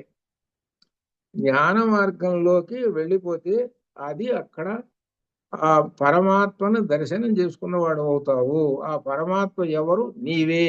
అది నీవే ఆ పరమాత్మవి. కానీ ఇప్పటిదాకా నువ్వు గ్రహించలేకపోతున్నావు. ఎందుకు గ్రహించలేకపోతున్నావా? ఇన్ని పొరలు అట్ట ఉన్నాయి. ఉల్లిపాయలాగా పొరలు, ఇన్ని పొరలు అట్ట ఉన్నాయి. నీ చుట్టూ పంచభూతాలు ఉన్నాయి. ఏమిటి అన్ని కూడా పొరలు పొరలు పొరలు ఉండేటప్పటికల్లా వాటితో అనుభవించుకుంటూ కూర్చున్నాం. పిక్నిక్ పాయింట్కి వెళ్ళారట. అబ్బో అక్కడ పోయి చూసొద్దాంరా అని ఓ కుటుంబం అంతా వెళ్ళారు. ఓ 10 మంది వెళ్ళారు, కార్లు వేసుకొని పోయినారు. అబ్బో బ్రహ్మాండంగా ఫోటోలు బ్రహ్మాండంగా తీసుకున్నారు, అంతా బాగానే ఉన్నది. చాలా సంతోషించారు, వచ్చారు. సరే, బాగానే ఉంది. కానీ ఒక్కళ్ళు కూడా దానిలో ఆత్మతత్వ జ్ఞానం అనేటువంటి వాళ్ళు లేరు. ఆత్మతత్వ జ్ఞానం అనేటువంటి వాడు ఏం చేస్తాడంటే ఇదంతా కూడా ఈశ్వరుని యొక్క సంపద, ఇదంతా దీన్ని నేను ఈ కాసేపు చూసి సంతోషిస్తున్నాను, ఇది నాది కాదు. ఇంకా కాసేపు గంట అయితే మళ్ళీ ఇంటికి పోతాను. కాబట్టి పరమేశ్వరుని యొక్క ఈ యొక్క రూపం చూసుకో ఎలా ఉన్నదో ఈ ప్రకృతిలో. ఏదో వాటర్ ఫాల్స్ చూస్తుంటారు, అబ్బో బ్రహ్మాండంగా ఉందండి, అదేని ఇదేని ఇదంతా ఇది పరమేశ్వర స్వరూపము అని ఆ భావనతోటి ఆత్మతత్వ జ్ఞానం అంటే ఇదే. ఆ భావనతో అనుభవిస్తూ ఉంటుంటాడు. అలా అనుభవించమన్నాడు ఈ ఉపనిషత్తులు. అది మొట్టమొదటి మంత్రం. అది మర్చిపోయినట్టు వీడు ఏమనుకున్నాడు అని అంటే ఇదే ప్రపంచం, ఇంతకన్నా లేదు, ఇదే సుఖ ప్రపంచం అని అనుకున్నాడు. ఆ సుఖ ప్రపంచం అని అనుకున్నాడు. ఆ గంటసేపు అనుభవించాడు, ఇంటికి పోయినాడు, మర్నాడు చూశాడు, ఇంకా 4 రోజులు అయిపోయింది, 10 రోజులు, సంవత్సరం అయిపోయింది. సుఖం ఎక్కడ అక్కడ పొందావు కదరా ఆనందం, మళ్ళీ ఏమైనా ఆనందం, ఆనందం అయిపోయింది, చూసాం, ఇంకేముంది అని అంటారు. అంటే అశాశ్వతమైనటువంటిది. శాశ్వతమైనటువంటిది ఏంటంటే పరమాత్మని తెలుసుకొని ఆ పరమాత్మ యొక్క శక్తి ఏమిటో విశేషం తెలుసుకుంటాడు. అది అక్కడ, అది గొప్ప విశేషం. అందుకనే జ్ఞానము అనేటువంటిది ఉండాలి ఎల్లప్పుడూ కూడా మనలో. ఈ జ్ఞానము 5 ఇంద్రియాలలో ఉండాలి. ఈ జ్ఞానము 5 ఇంద్రియాలలో. అందుకనే జ్ఞానం ఎటువంటిదంటే గీతలో అంటాడు, నహి జ్ఞానేన సదృశం పవిత్రం ఇహ విద్యతే, నహి జ్ఞానేన సదృశం పవిత్రం ఇహ విద్యతే. జ్ఞానంతో సమానమైనటువంటి అసలు ఏది లేదంటే పవిత్రమైనటువంటిది ఈ లోకంలో. జ్ఞానము పవిత్రమైనటువంటిది అని అర్థం. అదే అంత గొప్పదైనటువంటి విశేషం, పవిత్రం. ఇప్పుడు మనం అనుకుంటాం పవిత్రం, అయ్యా చక్కగా పవిత్రంగా ఉండాలి, అదిగో దేవుడి దగ్గర అలా అలా శుచిగా పవిత్రంగా, అదిగో స్నానం చేసి, అదిగో బట్టలు, ఆ విధంగా అనుకుంటాం. వీటన్నింటికన్నా చివరికి సూపర్లేటివ్ డిగ్రీ అంటావే ఆ వస్తువు ఏదయ్యారంటే జ్ఞానము, అది అర్థం. అందుకనే జ్ఞాన యజ్ఞము, జ్ఞాన యజ్ఞంలో సాక్షాత్తుగా పరమాత్మ స్థిరమై ఉంటాడు. అది ఆ జ్ఞాన యజ్ఞం జరుగుతున్నప్పుడు ఎంతమంది అయితే శ్రోతలు ఉంటారో వాళ్ళందరూ కూడా ఆ జ్ఞాన యజ్ఞంలో హవిస్సు వేస్తూ ఉన్నటువంటి వాళ్ళు అందరూ యజ్ఞం చేస్తున్నారండి. అది అంత గొప్పదైనటువంటి విశేషం. ఆ జ్ఞాన యజ్ఞం అనేటువంటి మనం రోజు ఇదిగో మనం చేస్తున్న ఇది జ్ఞాన యజ్ఞం. రేపు చాంద్రోగ్య జ్ఞాన యజ్ఞం, సాయంకాలం రామాయణ జ్ఞాన యజ్ఞం. 1 గంట సేపు రోజు జ్ఞాన యజ్ఞం చేస్తున్నాం. ఈ గంట సేపు చేస్తున్నట్టు ఈ జ్ఞాన యజ్ఞం అంతా కూడా మనకు ప్లస్ పాయింట్స్ అవుతాయి. ప్లస్ పాయింట్స్ అవుతాయి అనగా మన యొక్క చిట్టాలో చేరిపోతుంటాయి. అనగా ఈ గంట సేపు సమయాన్ని సద్వినియోగం చేస్తున్నాం. ఆ భగవంతుడు ఇచ్చినటువంటి సమయాన్ని సద్వినియోగం చేస్తున్నాం. ఆ సద్వినియోగం చేయటం వలన ఆ జ్ఞాన శక్తి పెరుగుతూ మనకు క్రమక్రమంగా ఆ పరమాత్మ తత్వం తెలియటం వలన పరమశాంతము ఏర్పడటము, మన జీవితంలో ఒక క్రమశిక్షణ విధానం రావటం ప్రారంభం అవుతుంది. ఈ ఆత్మజ్ఞానం వలన జీవితము ఒక క్రమశిక్షణ మార్గంలో వస్తుంది. అందుకనే భగవద్గీతని మొట్టమొదటి కంఠస్థం చేయండి అన్నాడు. ఆ తర్వాత ఏం చెప్పారనంటే దాని అర్థాలు తెలుసుకోండి, అర్థాలు తెలుసుకొని దానిలో ఆచరణ చేయాలి అంటే ఎట్లా ఏమిటి అనేటువంటి దాన్ని తెలుసుకోండి అని చెప్పారు. కంఠస్థం చేసావు బాగానే ఉంది, కానీ ఆచరణ ప్రధానమైనటువంటిది అది అర్థం. ఎప్పుడైతే ఆచరణలోకి వెళ్ళిపోయినావో అప్పుడు నువ్వు జ్ఞానం అనే జ్యోతితోటి పట్టుకొని ముందుకు వెళ్ళిపోతుంటావు. చీకటి అనేటువంటిది నీకు కనపడదు. అది అనమాట. అట్లా అంటే అది భగవద్గీత అంటే ఉపనిషత్తుల యొక్క సారం. అనగా భగవద్గీత అధ్యయనం చేస్తున్నామంటే దానికి రెఫరెన్స్ మళ్ళీ పక్కన ఉపనిషత్తు పెట్టుకోవాలి, ఉపనిషత్తులు రెఫర్ చేయాలి. లేదా ఉపనిషత్తులన్నీ చదువుతున్నాం అనుకో మధ్యలో భగవద్గీత వస్తుంది. అట్లా అనమాట. అందుకనే ఉపనిషత్తులను ఏం చెప్పారనమాట, పై భాగంలో 4వ మెట్టు చెప్పారు. వేదము అనేటువంటిది 4 చాప్టర్స్. 4 చాప్టర్స్ లో 4వ చాప్టర్ ఏది? పైన మెట్టు, కింద మెట్టు ఏమిటి? యజ్ఞాలు. పై మెట్టు ఏమిటి అనమాట? ఉపనిషత్తు. ఇక అంత లేదండి, ఇంక మెట్లు లేవండి, ఇక అదే మెట్టు. ఆ ఉపనిషత్తులో ఎవరున్నారు ఏమిటంటే పరమాత్మ ఉన్నాడు, పరమాత్మ దర్శనం చేసుకో, అది అర్థం అనమాట. కాబట్టి ఈ శ్రీచక్రం అనేటువంటిది మన శరీరము. ఈ శరీరంలో ఉన్నటువంటి ఈ జీవుడు ఉన్నాడే, నేను నాది అని అనుకుంటూ ఉన్నాడే ఈ జీవుడు, అతని యొక్క అజ్ఞానము అది. ఈ అజ్ఞానం అనేటువంటి శుద్ధ విద్య వలన పోతుంది. ఆ శుద్ధ విద్యయే ఆత్మజ్ఞానము. కాబట్టి ఆత్మజ్ఞానాన్ని పట్టుకోండి అని ఈ విధంగా చెబుతూ మనకి ఇక్కడ విశేషం కూడా అహం బ్రహ్మాస్మి అను జ్ఞానము కలుగుతుంటుంది.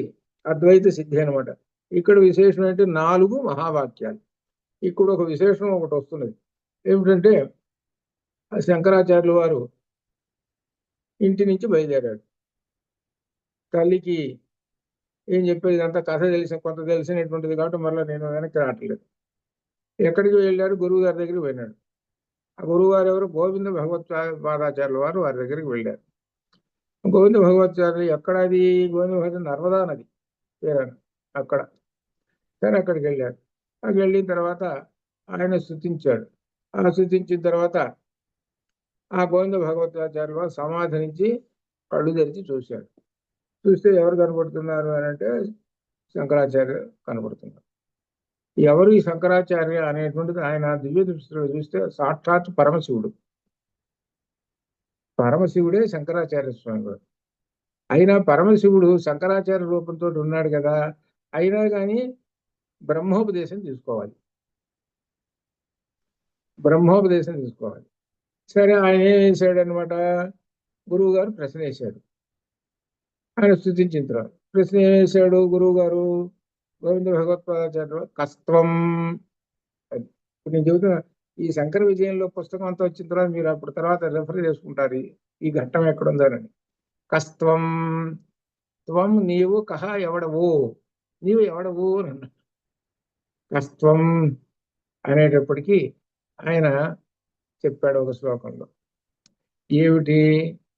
నా గగనం, నా వాయు, నా జలం, అలా వరుసగా పంచభూతాల దగ్గర నుంచి. అదే నిర్వాణ షట్కము ఉన్నదే. నిర్వాణ షట్కం పేరున్నారు కదా, శివోహం శివోహం అంటే చివరికి నేనెవరిని? శివుడను అనగా సాక్షాత్తుగా పరమాత్మ స్వరూపము, అది అర్థం. అదేనమాట అని చెప్పేశాడు. చెప్పిన తర్వాత ఆయన సంతోషించాడు. సంతోషించిన తర్వాత ఈయన అడిగాడు, బ్రహ్మోపదేశం చేయండి అని అన్నాడు. ఎవరు? శంకర్లు. బ్రహ్మోపదేశం చేయండి, సరే చేస్తానన్నాడు. ఏమిటి బ్రహ్మోపదేశం అని అంటే 4 మహావాక్యాలు. ఈ 4 మహావాక్యాలు 4 ఉపనిషత్తుల్లో ఉన్నాయి. 4 ఉపనిషత్తులు 4 వేదాలకు సంబంధించినటువంటి. ఇట్లా అనమాట. ప్రజ్ఞానం బ్రహ్మ మొట్టమొదటి చెప్పాడు. అయమాత్మ బ్రహ్మ, చివరికి అయమాత్మ బ్రహ్మ, మధ్య రెండోది బ్రహ్మాస్మి, మూడోది తత్వమసి, చివరికి అహం బ్రహ్మాస్మి. ఇట్లా ఈ 4 ఈ వాక్యాలు చెప్పుకుంటూ వచ్చేసారు. ఈ 4 వాక్యాలు ఉపదేశం చేశారు.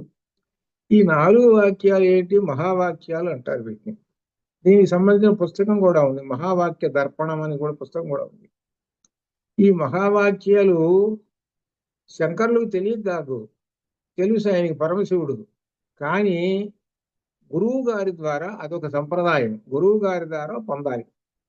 ఆ 4 వాక్యముల యొక్క విశేషమైన శక్తి అపరిమితమైనటువంటి మహాజ్ఞాన సంపద. ఆ 4 వాక్యాలలో సమస్తమైనటువంటి ఉపనిషత్తులు, పరమాత్మ తత్వం అంతా ఇమిడి ఉన్నాయి, అది అర్థం. ఈ 4 వాక్యాల గురించి కూడా మన లలితలో నేను రాశాను ఒక చోట. ఏది? మహావాక్యాల గురించి లలితలో రాశాను అనమాట. ఒక్కొక్క వాక్యాన్ని గురించి సింపుల్ ఒక్కొక్క వాక్యంలో రాశారు. ఇవి బ్రహ్మోపదేశం అంటారు. ఈ బ్రహ్మోపదేశాన్ని పొందినటువంటి వాళ్ళు ఏం చేస్తారనంటే వాళ్ళు వదిలిపెట్టరు. ఎప్పుడైతే బ్రహ్మోపదేశం వచ్చిందో మొత్తం ఆమూలాగ్రంగా ఈ జ్ఞాన తత్వాన్ని గురించి ఈ ఉపనిషత్తుల్లో చెప్పినటువంటి జ్ఞానాన్ని పూర్తిగా అధ్యయనం చేసి సంతోషం పొందేదాకా ఊరుకోరు. ఆ 4 వాక్యాల మహత్యమే అది అంత గొప్పది. దానిలో తత్వమసి అనేటువంటిది మహాశక్తివంతమైనది. ఆ తత్వమసి అనే దానితోటే శంకరులు ఎంతటి ప్రయత్నం, ఎంతటి దేశమంతా తిరిగాడు ఆ తత్వమసితోటే. ఆ అంతటి ఆయన ఎలా యుద్ధం చేశాడో తత్వమసితోటి, అంటే వాదాలు చేసి ఎంతమందిని ఓడించాడు ఆయన తత్వమసితోటి. ఎట్లా అది చదువుతుంటే అప్పుడు మనకి ఏమొస్తుందనంటే ఇంతటి గొప్ప శక్తి, ఇంత ఉన్నది ఏంటి, అందరికీ తలకాయ ఉంది, తలకాయలు అందరికీ ఉన్నాయి, మనసులోనే అన్ని ఉన్నాయి. కానీ మిగిలినటువంటి వాళ్ళల్లో ఈ బుర్రలు ఏం లేవు. కానీ మనలో చేరేటప్పుడు మనకు అపరిమితమైనటువంటి ఆనందం కలుగుతుంటుంది. వాళ్ళకేమో ఇహంలో ఉన్నటువంటి మమకారాలు, నాది నాది నాది, దీంతో ఆ సంసార సాగరంలో పడిపోతారు. వీళ్ళు అట్లా ఉండరు. ఈ సంసార సాగరం అనేటువంటి దాన్ని పైకి తేలుతుంటారు. ఇంకా దీన్ని నీళ్లలో మునగరు. ఇంక వీళ్ళు ఇక ఒడ్డుకు చేరుతుంటారు. వీళ్ళు ఒడ్డుకు చేరుతుంటారు, చకచక సులభంగా చేరిపోతుంటుంటారు. ఎప్పుడైతే ఈ 4 మహావాక్యముల యొక్క శక్తి లోపల ప్రవేశించిందో అంత గొప్పది. ఇది ఎక్కువగా ఫిలాసఫర్స్, ఇంగ్లీష్ వాళ్ళు బాగా, జర్మన్స్ కానీ మిగిలిన దేశస్తులు చాలా మంది పట్టుకున్నారు. పుస్తకాలు కూడా ఉన్నాయి, ఇంగ్లీష్లో కూడా ఉన్నాయి, మన సరే సంస్కృతంలో ఉన్నాయి. అయితే ఇది ఎక్కడ పుట్టింది ఏమిటంటే వేదాల్లో వచ్చినాయి మహావాక్యాలు. ఈ మహావాక్యాలను బయటికి తీసి ఈ విధంగా ముఖ్యంగా ప్రచారం చేసి వీటిని బ్రహ్మతత్వంలో ఉపయోగించి మరి అందరినీ కూడా గొప్పవాళ్ళని చేసేటువంటి మహానుభావుడు శ్రీశంకరుడు. అదనమాట. ఇక్కడ ఏమొస్తుందనంటే ఈ నామంలో 4 మహావాక్యాలు వస్తాయి. 4 మహావాక్యాలే జ్ఞానాలను గొప్పమైనటువంటివి, 4 స్తంభాలువి, జ్ఞానానికి సంబంధించినటువంటి 4. అందులో ఒకటి ఇచ్చాడు, అహం బ్రహ్మాస్మి అనేటువంటిది 7వ పాయింట్లో ఉంది చూడండి అక్కడ. అట్లా దీన్ని బట్టి మిగిలిన 3 వాక్యాలు కూడా అని చెబుతూ 8వ పాయింట్లో కూడా గీతని చెప్తున్నారు. యథైధాంసి సమిద్ధోగ్ని భస్మసాత్ కురితే అర్జున జ్ఞానాగ్ని సర్వకర్మ. జ్ఞానం అనేటువంటిది సమస్తమైన కర్మలన్నిటినీ నశింపజేసేస్తుంది. ఇక కర్మలు లేకపోతే అప్పుడు నీకు ఎంటీ బాక్స్, ఈ ఎంటీ బాక్స్ కాబట్టి అప్పుడు నీకు హాయిగా ఉంటుంది. ఈ ఎంటీ బాక్స్ కాబట్టి హాయిగా కూర్చోవచ్చు, హాయిగా ఉండొచ్చు. అబ్బా ఇరుకుగా ఉందండి ట్రైన్లో, అబ్బా ఒకడు మీద ఒకడు కొడుతున్నాడండి, అసలు కూర్చోవడానికి స్థలం చాలటం లేదండి, ఈ అట్టను ఇరుక్కొని కూర్చున్నానండి. ఆ కూర్చున్నంతసేపు గంట సేపు బాధపడుతూనే కూర్చున్నాడు. ఒక్కసారి ఇంకో స్టేషన్ లాగా మొత్తం దిగిపోయినారు, వీడు ఒక్కడే కూర్చున్నాడు. అబ్బాయి ఎంత హాయిగా ఉందండి. అంటే సమస్త కర్మలన్నీ పోయినాయి. అది సమస్త కర్మలన్నీ పోయినాయి, ఎంత హాయిగా ఉంది, అబ్బా మనసు ప్రశాంతంగా ఉంది, అబ్బో చచ్చిపోయినామండి ఇప్పటిదాకా అనుకుంటారు. ఈ కర్మలన్నీ ఉన్నంతసేపు వీడిని గందరగోళం చేస్తూనే ఉంటాయి. ఏదో పని, అయ్యా నువ్వు కర్మ చేసావు కదా, ఆ కర్మ ఏమిటి, మంచి కర్మ కాదు చెడు కర్మ, అనుభవించు, కాలో చెయ్యి ఎరిగింది చస్తున్నాడు. సరే మంచి పని చేసావు కాబట్టి పుణ్యం వచ్చింది, కాబట్టి నాకు 4 డబ్బులు వచ్చినాయి, నీకు ఏవో లేవో అవో ఏవో ఏవో వచ్చినాయి. ఈ డబ్బులు వచ్చేటప్పుడు వీడు ఊరుకోడు, పరిగెత్తుంటాడు. కొందాం, ఏం కొందాం, ఓహో పెద్ద ఫ్లాట్ కొందాం, కడదాం, ఇళ్ళు కడదాం, అమ్మేద్దాం బ్రహ్మాండంగా. ఇక దాన్ని బట్టి బిజినెస్ టకా టకా టకా వెళ్ళి చూసుకోండి ఎట్ట మొదలెట్టాడు. ఇటు వస్తే ఇటు చేస్తున్నాడు, అటు వస్తే అటు పోతున్నాడు. సంపద వచ్చేటప్పటికేమో అటు సంతోషంగా పోయి పెంచుతున్నాడు, రోగం వచ్చేటప్పుడు ఇటు ఏడుస్తున్నాడు. ఈ 2 జరుగుతూనే ఉన్నాయి వీరికి. అట్లయితే ఇది జరగకుండా ఉండాలి కదా ఎట్టండి అని అంటారు. అవి ఏమిటనమాట, కర్మలను బట్టి వస్తూ ఉంటుంటాయి అని చెబుతున్నాడు. కాబట్టి ఈ కర్మలు చేసేటువంటి వాటిల్లో అది తెలుసుకొని చెయ్యి. అందుకనే మనకు దీనిలో ఈశోపనిషత్తులో కర్మాణి 2వ మంత్రంలో వచ్చింది. ఆ కర్మలు అనేటువంటివి ఏమిటో తెలుసుకొని చేస్తే సరైనటువంటి దారిలో చేస్తుంటావు, సరిగా నడుస్తుంటుంది బండి. లారీకి బాగా లోడ్ అయినా కష్టమే వాడు డ్రైవర్ నడపాలంటే. వాడి బాగా లోడ్ అయింది. అట్లనే నీకు సంపద ఫుల్ వద్దు అనే దాకా ఉందని అది కష్టమే. ఓ గోలగోలే. ఎందుకు నిద్ర పట్టదు వీడికి. ఎందుకు ఇన్కమ్ ట్యాక్స్ వాడు ఎప్పుడు వచ్చి మీద పడతాడో, లేకపోతే వాడు వచ్చి మీద పడతాడో, వీడి నిద్ర పడదు. లేదా దొంగవాడు వస్తాడో, ఇవి రకరకాలు. లేకపోతే 10 మంది. ఈ రోజుల్లో ప్రస్తుత కాలంలో అలా ఉంటుంది లోకం అట్లా. ఎందుకనంటే దీనిలో చెప్పుకుంటేది ఏంటంటే ఈ కర్మ మార్గం అనేటువంటిది కూడా జ్ఞాన కర్మ మార్గం. అది ఈ కర్మలు జ్ఞానముతోటి, అందువలన నీకు సమస్తమైనటువంటి కర్మలన్నీ నశించినప్పుడే నీ యొక్క చైతన్యము, శుద్ధ చైతన్యము నీకు కనబడుతూ ఉంటుంది. కాబట్టి శుద్ధ చైతన్యమే ఆత్మజ్ఞానము, ఆత్మజ్ఞానమే శుద్ధ విద్య, శుద్ధ విద్య పరమశాంతిని ప్రసాదిస్తూ ఉంటుంది. కాబట్టి శ్రీచక్రరథమును పొందిన వారు ఆత్మజ్ఞానవంతులై పరమేశ్వర భావాన్ని పొందుతూ ఉంటుంటారు అని. చక్రరాజరథము, గేయ చక్రరథము, కిరిచక్రరథము అని 3 రథాలు ఉన్నాయి. దీనిలో రథాలు వస్తున్నాయి. ఏమిటనమాట? యుద్ధానికి వెళ్ళారు వీళ్ళు. యుద్ధానికి వెళితే ఒక్కొక్క రథం పేరు పెట్టారు. ఒక రథం పేరు చక్రరాజ రథంట, ఒకటి గేయ చక్రంట, ఒకటి కిరిచక్రంట. 3 రథాలు. వీటిలో చక్రరాజ రథములో అమ్మవారు త్రిపుర సుందరి కూర్చున్నది. అమ్మవారు త్రిపుర సుందరి కూర్చున్నది. అటుపక్క ఇటుపక్క ఏమన్నారు? 2 రథాలు ఉన్నాయి. వాటిల్లో కూర్చున్నది ఎవరు? కిరిచక్రమున వారాహి దేవత కూర్చున్నది. గేయ కిరిచక్రం తర్వాత ఏమో తర్వాత నామంలో వస్తుందన్నమాట. ఇది ఇంకో దానిలో శ్యామలాదేవి కూర్చుంటుంది. అట్లా అనమాట. అంటే అర్థం ఏంటి? పైకేమో యుద్ధం చేస్తుంటే ఎలా అయితే రథాలు వస్తాయో పైకి కథ చెప్పటం. పురాణాల్లో ఎక్కువగా ఏముంటున్నాయి అంటే యుద్ధాలంటే రాక్షసులు దేవతలు. అదిగో వాళ్ళు రథాల మీద వచ్చారు, వీళ్ళు రథాల మీద వచ్చారు. అదిగో వాళ్ళు రథాలను వడగొట్టారు, వీళ్ళు రథాలను వడగొట్టి. ఇదేగా కథ ఎంతసేపు ఉన్నది. పురాణాల్లో ఉన్నటువంటిది అంటే యుద్ధాలే ఉన్నది. దేవతలకి రాక్షసులకి యుద్ధాలు. వీళ్ళు యుద్ధాలు చేస్తున్నారు. ఎలా? గదిదడం, ఆదనం, ఇదనం చూసి వాళ్ళని చంపడం, వీళ్ళని చంపడం. చివరి రాక్షసులందరూ చనిపోయినారు, దేవతలు గెలిచారు. ఒక్కోసారి దేవతలు ఓడిపోయినారు, వీళ్ళు గెలిచారు. ఇదేగా ఉండేది పురాణాల్లో పై కథ. అందుకని ఇది పురాణం. ఈ పురాణంలో పైన కథ కనబడుతున్నది. ఆ కథ పిల్లలకి, వాళ్ళ పిల్లలకి ఆత్మతత్వ జ్ఞానం వాళ్ళకి అర్థం కాదుగా. అందుకని ఏంటంటే వాళ్ళకి అదే ఈ విధంగా రథాలు వచ్చింది, గజలు, అసుతలు వచ్చారు, అమ్మవారు వచ్చింది. ఆ రాక్షసుడు యుద్ధం చేస్తున్నది, వేసింది బాణాలు, వాడు బాణాలు వేశాడు, అవి వేసాడు శుభ్రంగా మొత్తం వాడు ఓడిపోయినాడు రా. ఇది చాలా బాగుంది. ఇది అనమాట. ఇది పిల్లలకి కావాలి. కాబట్టి మనకు కావాల్సింది అది కాదు, ఇది దీనిలో ఉండేసింది. ఇది చెబుతూ ఈ దేహం 36 తత్వాలు అయితే దేహంలో కొంతమంది 24 అని, 26 అని, 36 అని ఈ తత్వాలతో చెబుతారు. అంటే ఇంకా కలుపుకుంటే అట్లా అనమాట. ఈ తత్వాలు 36 తత్వాలతో ఉన్నది ఈ దేహము. ఈ దేహమే శ్రీచక్రము, శ్రీచక్రము జ్ఞాన మార్గంలో నడవాలి అంటూ మూలాధారము, స్వాధిష్టానము 6 చక్రాలు. దీనిలో ఆజ్ఞాచక్రంతో 6 చక్రాలు. దీన్ని సుషుమ్నా నాడిచే భేదించి యోగ మార్గం. అది యోగం అంటే సుషుమ్న అంటే గాలి వీల్చి, గాలి స్తంభింపజేసే పూరక, రేచక, కుంభక, ఇది అనమాట.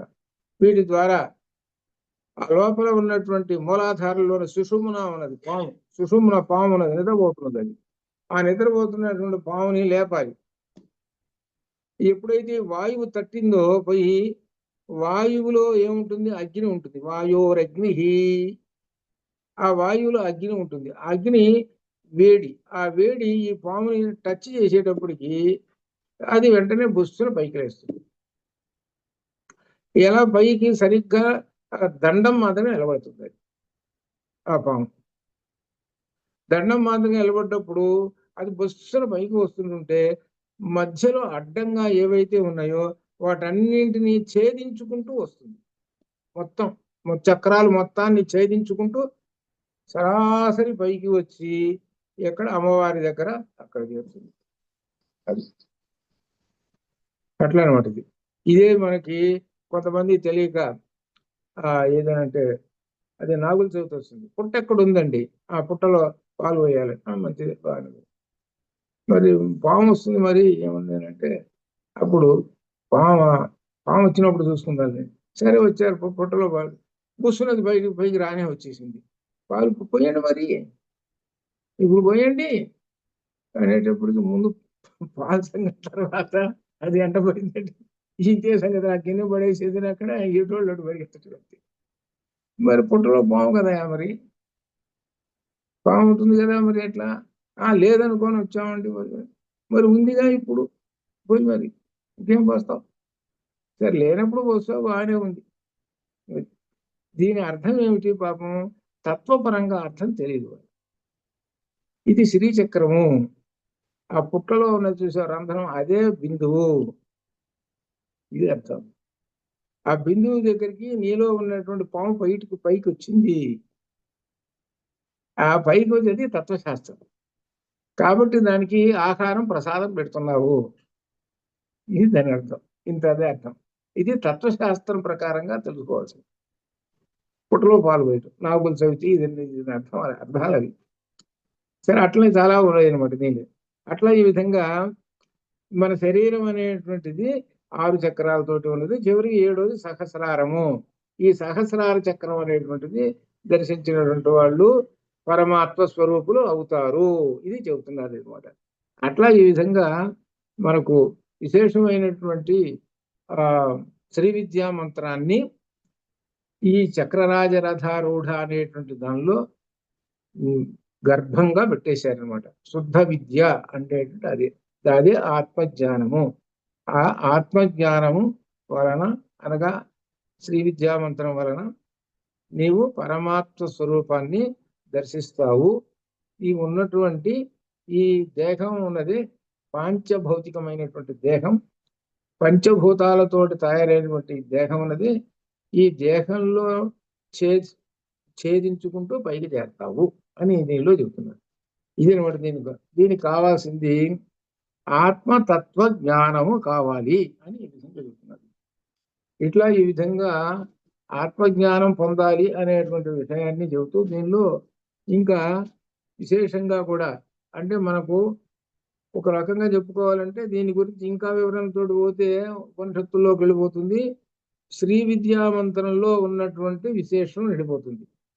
శ్రీ విద్యా మంత్రంలో మొట్టమొదట ఉన్నాడు కా ఏ ఈ ఇలా హరీములో హ్రీము మొట్టమొదట లాని భేదిస్తుంది. లాని భేదించుతుంది అని అంటే మొత్తం 24 తత్వాలను భేదించేస్తుంది. అనగా నీకున్న పంచభూతాలు ఇవన్నీ భేదించేస్తుంది. ఈ శరీరంలో పాంచభౌతికమైనటువంటి శక్తి అయితే ఉన్నదో దాన్ని భేదించేస్తుంది. ఇది హ్రీం బీజేశ్వరం లాని భేదించేసేస్తుంది. లా అంటే భూమి అనమాట. తర్వాత లాని భేదించగానే పై మెట్టుకు వెళ్ళిపోతుంది. కా ఏ ఈ దగ్గరికి వెళ్ళి ఈ మాయాశక్తిని భేదిస్తుంది, అనగా అజ్ఞానాన్ని భేదించేసేస్తుంది. భేదించిన తర్వాత కా ఏ ఈ కూడా భేదించింది. ఏ దగ్గరికి పోయింది. ఏ ఎవరు? అమ్మవారు. అమ్మవారి దగ్గరికి వెళ్ళింది. అమ్మవారి దగ్గర యొక్క అనుజ్ఞ తీసుకొని పరబ్రహ్మంలో కాలో లీనమైపోయింది. హ్రీం బీజము కాలో లీనమైపోయింది, అనగా ఈ జీవుడు కాలో లీనమైపోయి తత్వమసి అద్వైతంలో ఉండిపోయినాడు, ఇది అర్థం. కా అంటే బ్రహ్మము, అది అర్థం. అయితే దీనికి కా అంటే బ్రహ్మం అని మీరు ఎట్ట చెబుతున్నారండి? నేను ఇంకోటి అంటానండి అంటే అంటాను. వీళ్ళు కా అంటే బ్రహ్మం అని మనకు ఛాందోగ్యోపనిషత్తులో వస్తుంది, మధ్యలో వస్తుంది. కా బ్రహ్మము అని అర్థం. దాన్ని బట్టి తీసుకొని శ్రీ విద్యామంత్రం ఏర్పడింది. అట్లా అనమాట. ఈ విధంగా అనేకమైనటువంటి విశేషాలతోటి మనం సాధించుకోవచ్చు. అట్లా అంతవరకు మరలా రేపు మళ్ళీ వచ్చే శనివారం కదా. ఆ తర్వాత ఇక్కడ నేను 69లో ఈ ముఖ్యంగా ఏదంటే శ్యామలా దండకం వస్తున్నది. ఈ శ్యామలా దండకం ముఖ్యంగా ఎవరైతే శ్యామలా దండకాన్ని చూసైనా సరే, కంఠస్థం సరే, తర్వాత చూసైనా సరే శుభ్రంగా తప్పులు లేకుండా శుభ్రంగా కనుక ఎవరైతే చదువుతారో వాళ్ళకి ముఖ్యంగా సరస్వతీదేవి ఆ యొక్క అమ్మవారి యొక్క అనుగ్రహం సంపూర్ణంగా ఉంటుంది. ముఖ్యంగా విద్యార్థులనే కాకుండా అందరూ జనరల్గా అదొకటి. రెండోది ఏంటంటే ఇది చదవటానికి వినటానికి కూడా చాలా ఇంపుగా ఉంటుంది. చాలా మందికి నేను ఈ దండకానికి నేను వ్యాఖ్యానం రాసే పుస్తకం ఉంది, శ్యామలాదేవి అనే పేరుతోటి శ్యామలా దండకం రాశాను. అది ఈ దండకానికి ఏమిటి భాష్యం రాశా, త్రివిధ తాత్పర్యాలు. ఈ దండకంలో ఏమున్నది అని అంటే బాలామంత్రం నిక్షిప్తం చేశాడు ఒకటి. రెండోది ఏంటంటే లలిత రహస్య సహస్రనామముల యొక్క తాత్పర్యము విశేషాలు అన్ని పెట్టేశాడు. కాళిదాసు గారు మొట్టమొదట లలిత రహస్య సహస్రనామాలు చదివాడు ఆయన. ఆ చదివి ఇదిగో ఇవన్నీ పెట్టేసేసాడు. కాళిదాసు గారు పెట్టినటువంటి జయ జనని సముద్ర ఈ విధంగా ఆ దీనిలో మనకి దేనిలోనంటే యూట్యూబ్లో కూడా ఉన్నాయి అట్లా. అది కాబట్టి ఇది మాత్రం ప్రయత్నం చేయండి. పెద్దవాళ్ళు ప్రయత్నం చేస్తే పిల్లలు ఈ విధంగా వస్తారు. పిల్లలకు నేను ఒక చోటకు వెళితే పిలిచారనమాట. ఏమిటంటే ఇదంటే ఈ సందర్భాల్లో పిల్లలకు పోటీలప్పుడు పిలిస్తే ఒక అబ్బాయి ఏం చెప్పిందండి, మొత్తం కంఠస్థం గడగడ ఒక స్వరంగా చక్కగా మొత్తం చెప్పేసేసి అట్లా. కొంతమంది ఇప్పుడు ప్రస్తుత కాలంలో పిల్లలు కేవలం టెక్నాలజీ, ఇంటర్మీడియట్ పుస్తకాలు అంతే, ఇంటర్మీడియట్ అయిపోయింది బీటెక్ అంతే, ఇంకో రెండో పుస్తకం లేదు, రెండో ఆలోచన లేదు, ఏమీ లేదు. వాళ్ళ తప్పు కాదు, తల్లి తప్పు, తండ్రి తప్పు. అది వాటికి తోడు ఏముండాలంటే పక్కన ఇవి కూడా ఉంటే వాటి వల్ల వేడి పుట్టదు, ఇవి ప్రశాంతత ఇస్తాయి. ఆ టెక్నాలజీ అంతా చదువుతున్నాడండి వీడు పొద్దు లేచి సాయంకాలం దాకా, అది వేడి పుడుతుంటుంది. ఆ వేడికి ఈ పక్కనే ప్రశాంతం ఇస్తాయి. ఇవి ఒక 10 నిమిషాలు వీడి చేత కనుక అనిపిస్తే ప్రశాంతం ఇస్తుంది, పైగానేమో ఇంకా వృద్ధిలోకి ఉంటాడు. వీడేం చేస్తున్నాడు, ఈ తల్లి తండ్రి వీడు ఫస్ట్గా రావాలి, సీట్ వస్తుందా రాదా, 100కి 100 మార్కులు వస్తేనే కానీ రావు, ఆ యూనివర్సిటీలో రాదు, ఈ యూనివర్సిటీలో రాదు, అక్కడ డబ్బులు కట్టాలి, ఇప్పుడు డబ్బులు కట్టాలి, ఈ విధంగా దీంతో వీళ్ళు రుద్దుతుంటారు. ఎవరు, ఈ తల్లి తండ్రి రుద్దుతుంటారు. వీళ్ళు మరీ అమెరికాలో ఉంటారు చూసారు, వాళ్ళందరూ రుద్దుతుంటారు. ఇదే మా బ్యాచ్ ఉంది, మా మనవడు ఇదే పాప, వాడి తప్పేం లేదు, వాడి బ్రహ్మాండంగా అన్నమయ్య కీర్తనలో వచ్చింది. తల్లి ఏం చేస్తుందో రుద్దటమే పని. అది అందుకే మనం చెబితేనేమో మీకేం తెలుసు బాబు బ్రహ్మాండంగా మాకు తెలిసినట్టు, ఎందుకులే ఇవన్నీ బాగాలేందుకులే మనకు తెలుగులని, అట్లా అనమాట. ఇట్లా ఉంటాయి అనమాట. అదే అనమాట. అందుకని ఇవి ఏమిటనంటే మనకి అటు ఇహ పరాలు రెండింటికి కూడా ఉపయోగపడేటువంటివి ఇది అనమాట. కాబట్టి గురువు ఎవరికైతే ఉంటాడో వాళ్ళందరూ కూడా అదృష్టవంతులు. ఆ చెప్పినట్టుగా విని ఆచరణ చేస్తారు వాళ్ళు. గురువు లేనటువంటి వాళ్ళు ఉన్నారనుకోండి, మీకేం తెలుసు, మాకు తెలుసు చూసుకో అని అంటారు. అటువంటి వాళ్ళు పుట్టలు ఉన్నారు దేశం అంతా. అట్లా అది ఉన్నట్టు. కాబట్టి శుభం భవతు. మళ్ళీ తర్వాత వచ్చే శనివారం నాటికి చూద్దాం. ఇంక తొందరగా కాదు, ఇది తొందరగా ఈ భండాసురుడిని చంపలేము. ఈ భండాసురుడిని చంపాలి అంటే అబ్బో చాలా ఉన్నాయి దీనికి. వీడే అసలు వాడు, ఈ పుస్తకంలో అసలు వాడు వీడే ఉపనిషత్తుల్లో ఉండేది. అంతవరకు శుభం భయాత్. ఓం పూర్ణమద పూర్ణమిదం పూర్ణాత్ పూర్ణముదచ్యతే పూర్ణస్య పూర్ణమాదాయ పూర్ణమేవావశిష్యతే. సోమా సత్యమయ తమసోమా జ్యోతిర్గమయ మృత్యోర్మా అమృతంగమయ. ఓం శాంతి శాంతి. శుభం భూయాతు.